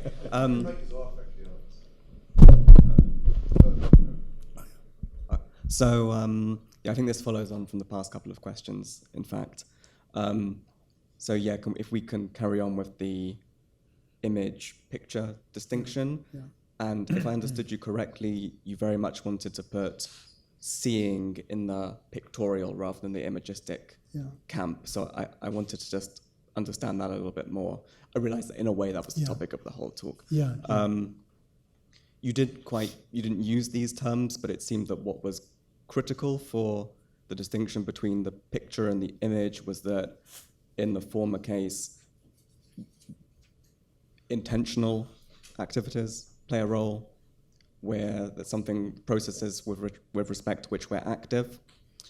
So if we think about seeing, I don't know if you want to accept this kind of distinction, but one could distinguish between the accomplishment that is seeing. So, and I would characterize that as well as, you know, the achievement of the world being present. There's that relation.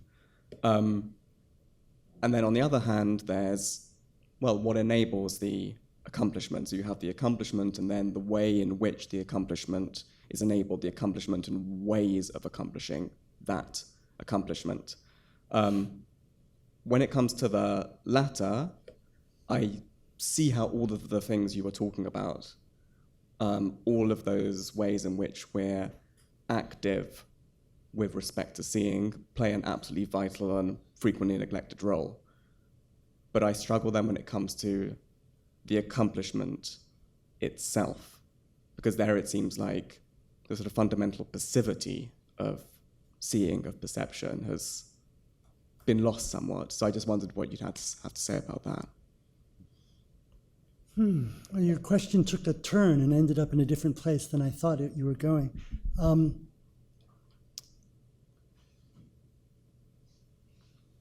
So you asked two questions. You know, why do I group seeing and pictures together?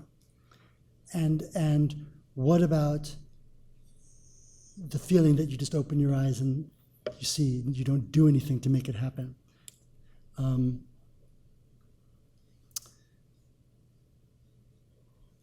Delicious questions. Second question first. Passive synthesis is very important. It's a real thing. We're not constantly, as deliberate agents, aesthetically engaging the world. There you are.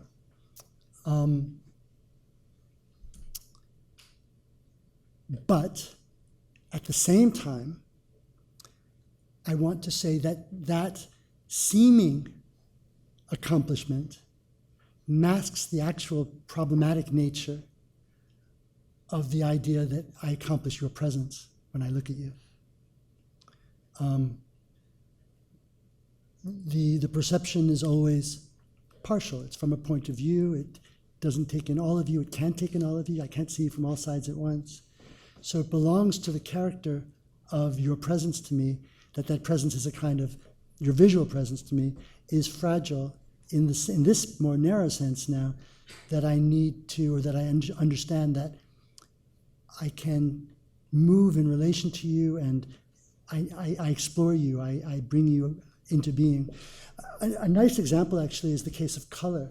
And color is a nice example because it's often the example that in consciousness studies people will give as the paradigm case of a kind of sensation that exhausts or fills out consciousness.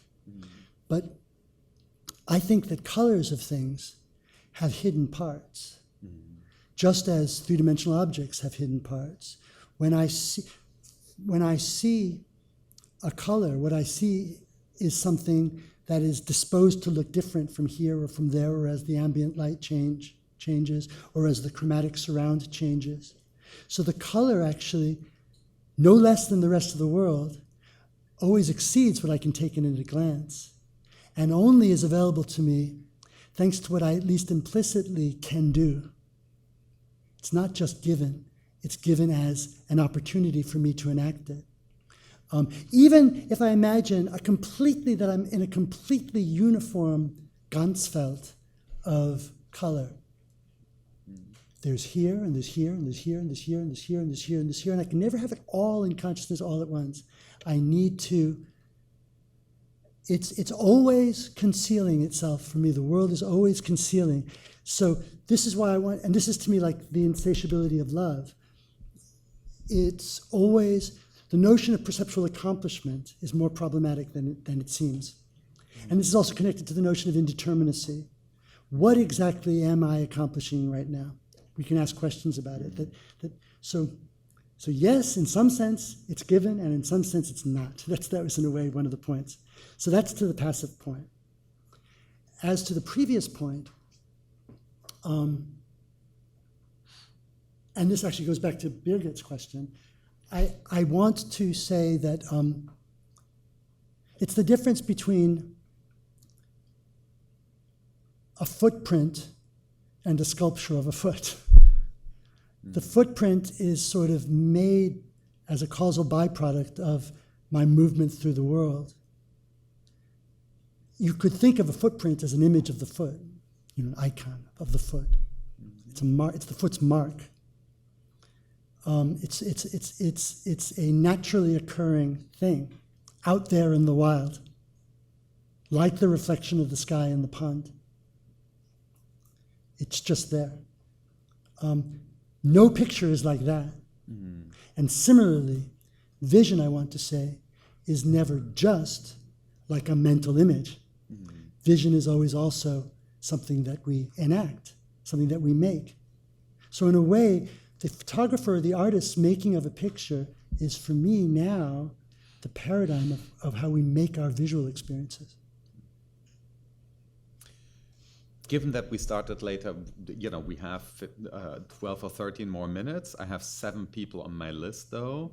But how about we move, if that's okay, to the Japanese corner, give our Japanese fellows. But then we won't start with Shomei. You're not Japanese enough for me at this point. But maybe Masako, that we do left to right, and then everybody else on the list, I hope will be I got you, and then you gentlemen, and Eugene and Marlene. And I'll try to give brief answers too, so that we can. And I'll drop out. I'll have a chance later. Okay, and good, I said a few words already. Yes, good. But we'll talk later. Very good. Yes. Please, okay. Yeah. Thank you. I will be quick. So And thank you then for Masako. the fascinating talk. So you powerfully described the love and consciousness as a hard work, or like striving for connections. So I don't know whether my question is possible, but I ask from the East Asia angle. So it brings me to a possible tensions between the East Asia idea of effortless, like a somehow or flow state we enter when we do the art, right? So which emphasize the effortless actions and attunements with the natural flow of things. So from your perspective, is there any place for the spontaneity or like effortlessness in the work of love or consciousness, or struggle and the fragility you describe is a kind of inescapable conditions of us? So yeah, this is the question. Thank you. Good question. Very good question. In some ways, this project began for me in dialogue with Hubert Dreyfus, thinking about flow states and thinking about the kind of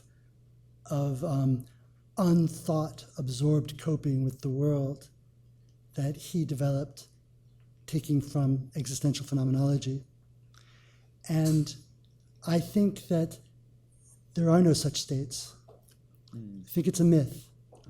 I mean, there is such a thing as being carried away with what you're doing, but it's a fragile state that is always about to be made reflective of itself because the first order and the second order are entangled, I think.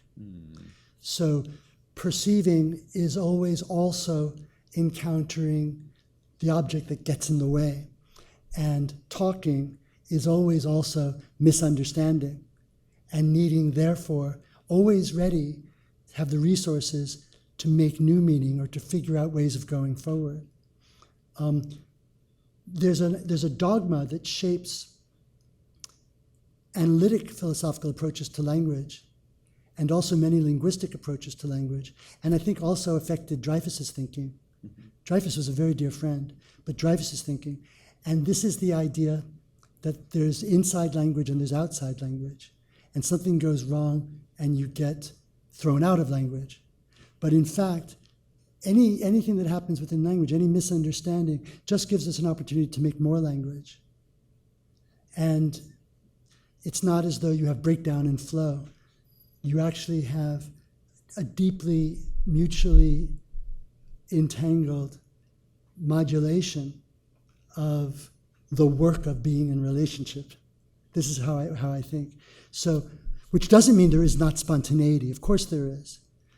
But there isn't pure merging, as Gillian Rose taught us. There isn't pure oneness, which is like I and thou merge into one in the relationship. No, I and thou are always struggling to Sorry? Not Humanities. Yeah. Well, maybe that's a different way of thinking about it. Yeah, so, at least because, I mean, in Southeast Asia culture, they say this is the essence of consciousness.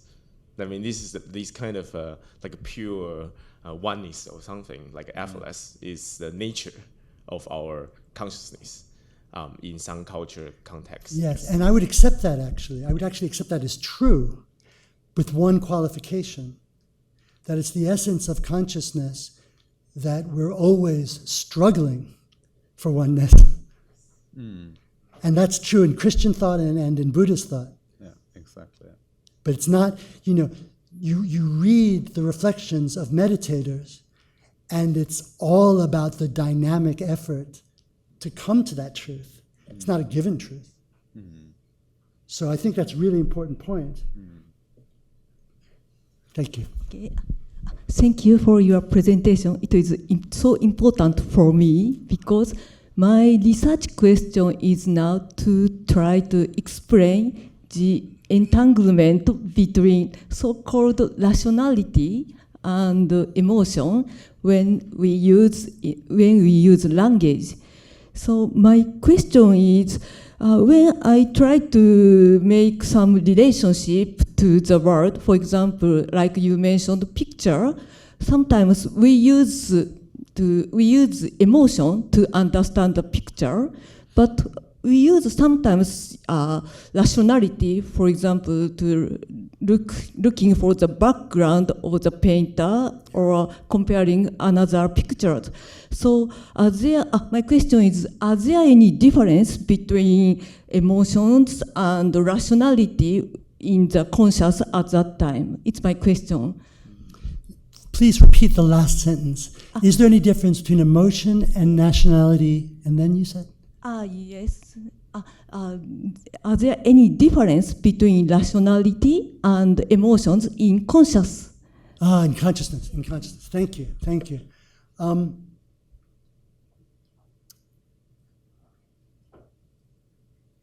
So I think that when we perceive a picture, when we understand a picture, we draw on many aspects of our makeup. I mentioned before that pictures always have a stylistic history. It's a remarkable fact that you can look at a picture and tell when it was made. That's a remarkable fact. I'm not talking about chemical analysis. I'm talking about just telling, this is obviously from the 19th century, or this is obviously Japanese. Like, that's an amazing fact, that you can just see that.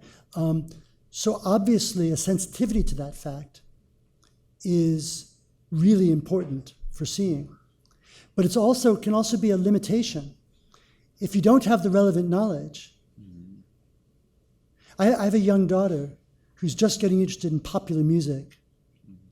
And she's like, she can hear the difference between Taylor Swift and Billie Eilish or Olivia Rodrigo, but she doesn't hear yet their relationship to Britney Spears or whoever was 30 years ago. Like, in other words, we acquire stylistic style. We acquire the ability to differentiate styles. By the way, I have chapters about this in my book, The Entanglement, that might be relevant to you. We acquire the ability to see through style, but it can both blind us and let us see. To perceive difference is something we need to cultivate. And I actually think, and this is related also to the kind of criticism of global workspace theory or certain kind of quality-physicalism, is that I actually think that many of the distinctions that we need to pay attention to in the theory of consciousness are aesthetic distinctions in the sense of being stylistic differences. But we treat them as if they're natural distinctions or natural kinds instead of stylistic genres. So what is seeing but a style of human interaction with the world? And what are pictures but different stylistic ways of expressing our interaction with the world or our meaningful engagement with the world? So So nationality is going to be part of the information that goes into an education to see. So will emotion. And here we get actually into an interesting normative space. What are the appropriate emotions to have when you see certain kinds of pictures? Different kind of expertise, different kind of knowledge, but both important. Thank you. Just a little anecdote, very briefly, but like also given that memories of New York. So a couple of years I was having lunch with Dave Chalmers, and and I remember he asked me, to give him a summary. He had just heard, something about Hegel about love. And so we were having a version of this discussion, right? How are the various orders entangled, the relationship that the relata have to the relationship and so forth. And then he said, and Marcus, can you tell me what this would mean for consciousness? And then I said, well, Dave, it would mean, recognizing the possibility that consciousness might not be a natural kind. And I remember he was shocked. And then, really deeply shocked, yet never entertained the thought.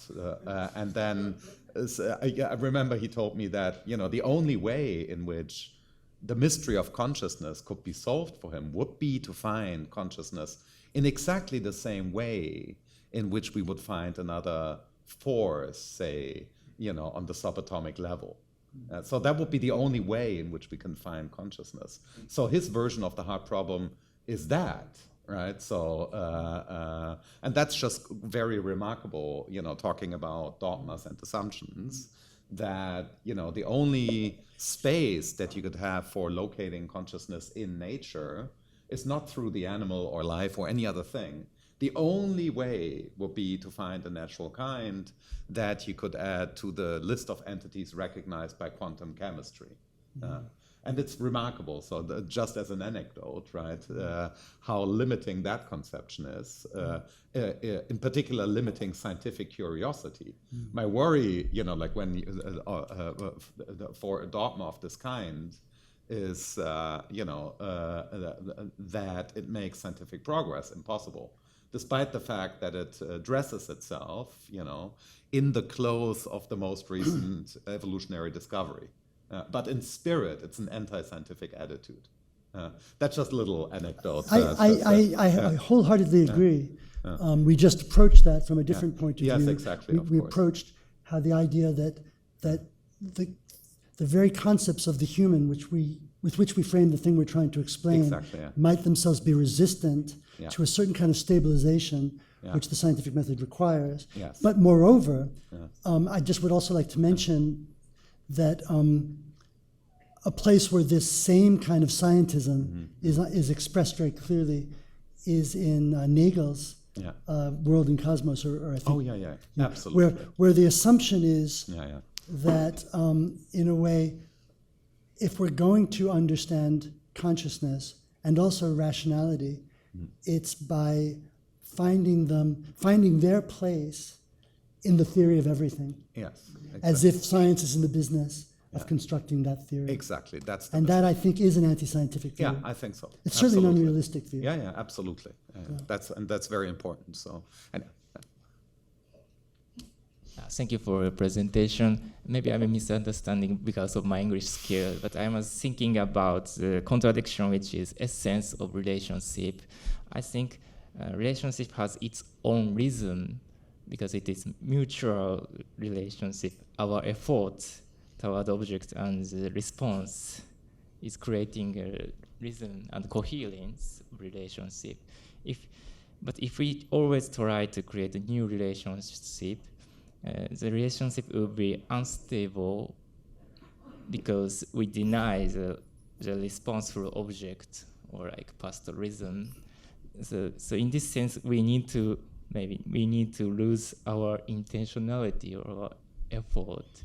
So, but at the same time, since relationship is fragile, we have to, we need intentionality to create a relationship. And this is very contradiction, I think, is the essence of the relationship. How do you think about this view?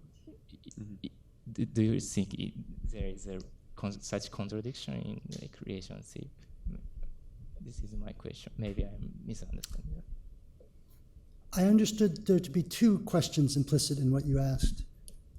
One had to do with reciprocity, and whether relationships require a mutual dynamic interaction. I think that was one part of what you asked, and the other was whether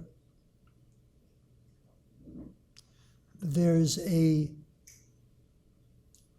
tension in the idea that because relationships are fragile, we need to work at them, and your sense that we just have meaningful relationships already that we're not working at. Is that right? Is that a fair? Yeah.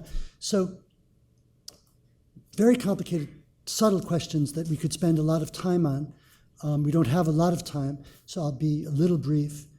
I think that it is true that we can have more or less stable relationships, but as the self-help books say, they always require work. They really do. Whether it's your guitar playing or your surfing or your philosophy study or your loves or your relationship with your parents, nothing is ever settled. It always requires that you activate it through effort, I think. Just the same goes with you have to engage the artwork before the artwork does anything for you. It's not autonomous. As John Dewey said, the artwork is your experience of the artwork, and you need to make that happen. Yeah. You need to do that. So I do think that the phenomenology of the givenness of the relationship can be reconciled with the kind of points about work that I'm making. As for the two-wayness of relationships, that's a very interesting question. Do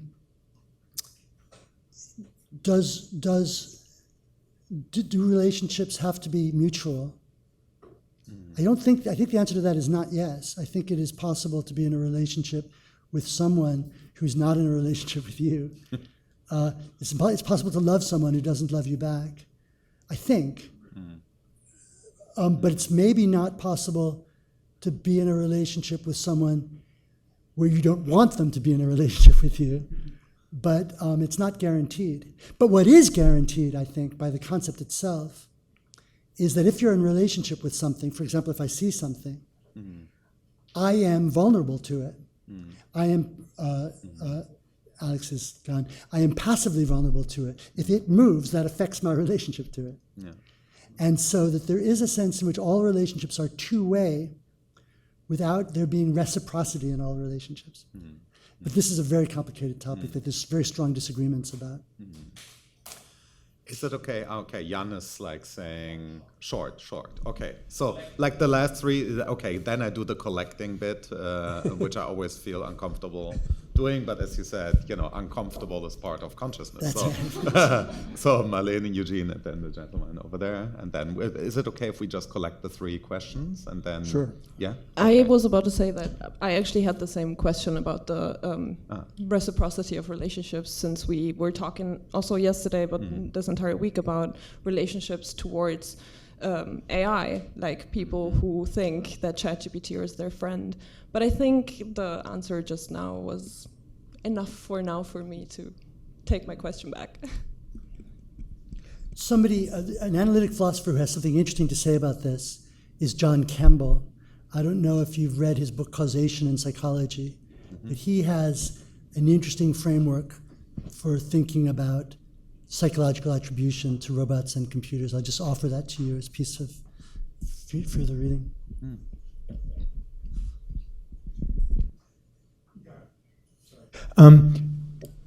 I hope you'll let me bring in some briefly points from the entanglement and the substitution and resistance paper.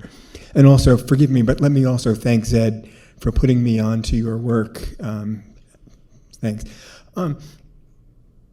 I'm very impressed and in sympathy with your link of the aesthetic and the ethical.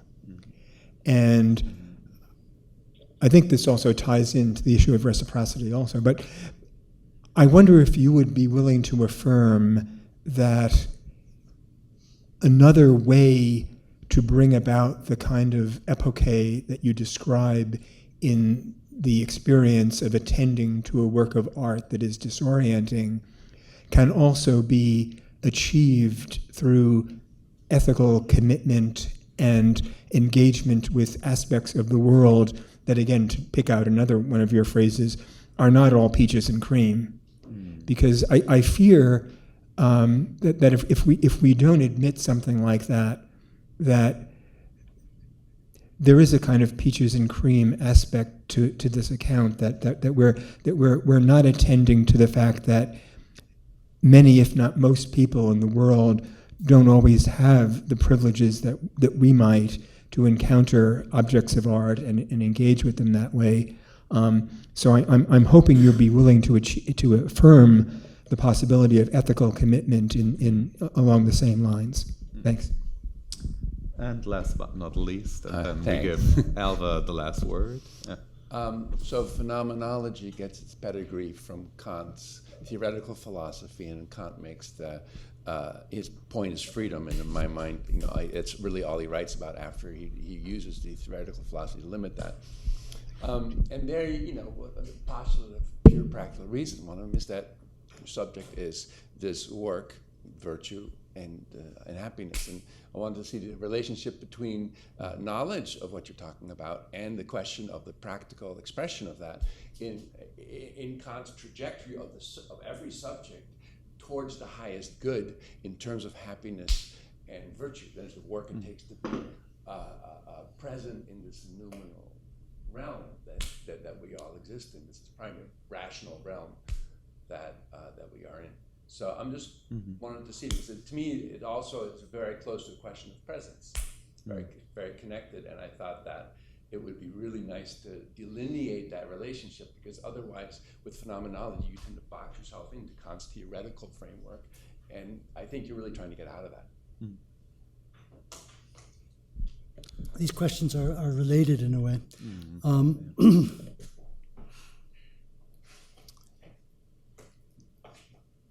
I'm going to begin with your question because I think I have an answer to it. And I'm going to come to your question second because I don't think I have an answer to it. But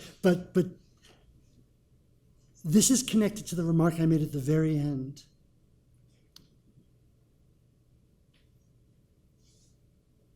I want here, and let me try out this formulation.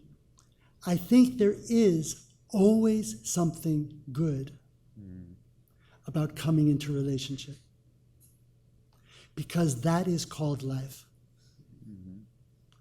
Life is that. It is that against the background of which we can decide whether something else is good or bad.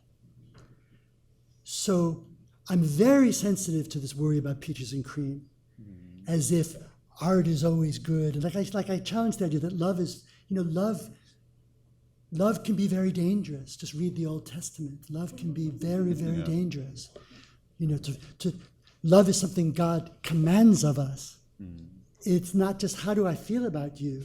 It's I must love God, and I must love my neighbor as I love myself, because it is commanded. What is love if it's something you could command? Well, it's a practice. It's a practice which I think rationalizes that. I never really got to that point in my response to you about practices, and it's very important. But anyway, here, people sometimes ask me the question, well, what about propaganda? What about advertising? What about pornography? What's the value of that? And I want to say, well, that really is not those are not forms of art. Those are not giving you opportunities.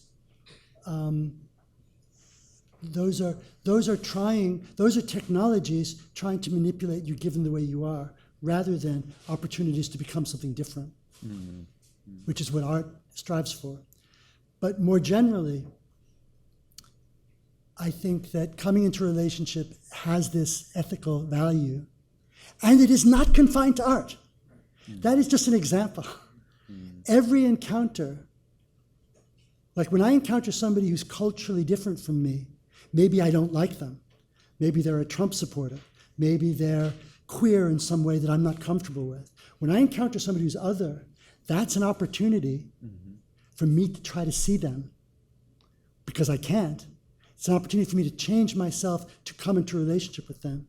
And I think that's always good and always important. Art is only, like, if you like, a space in which we investigate that.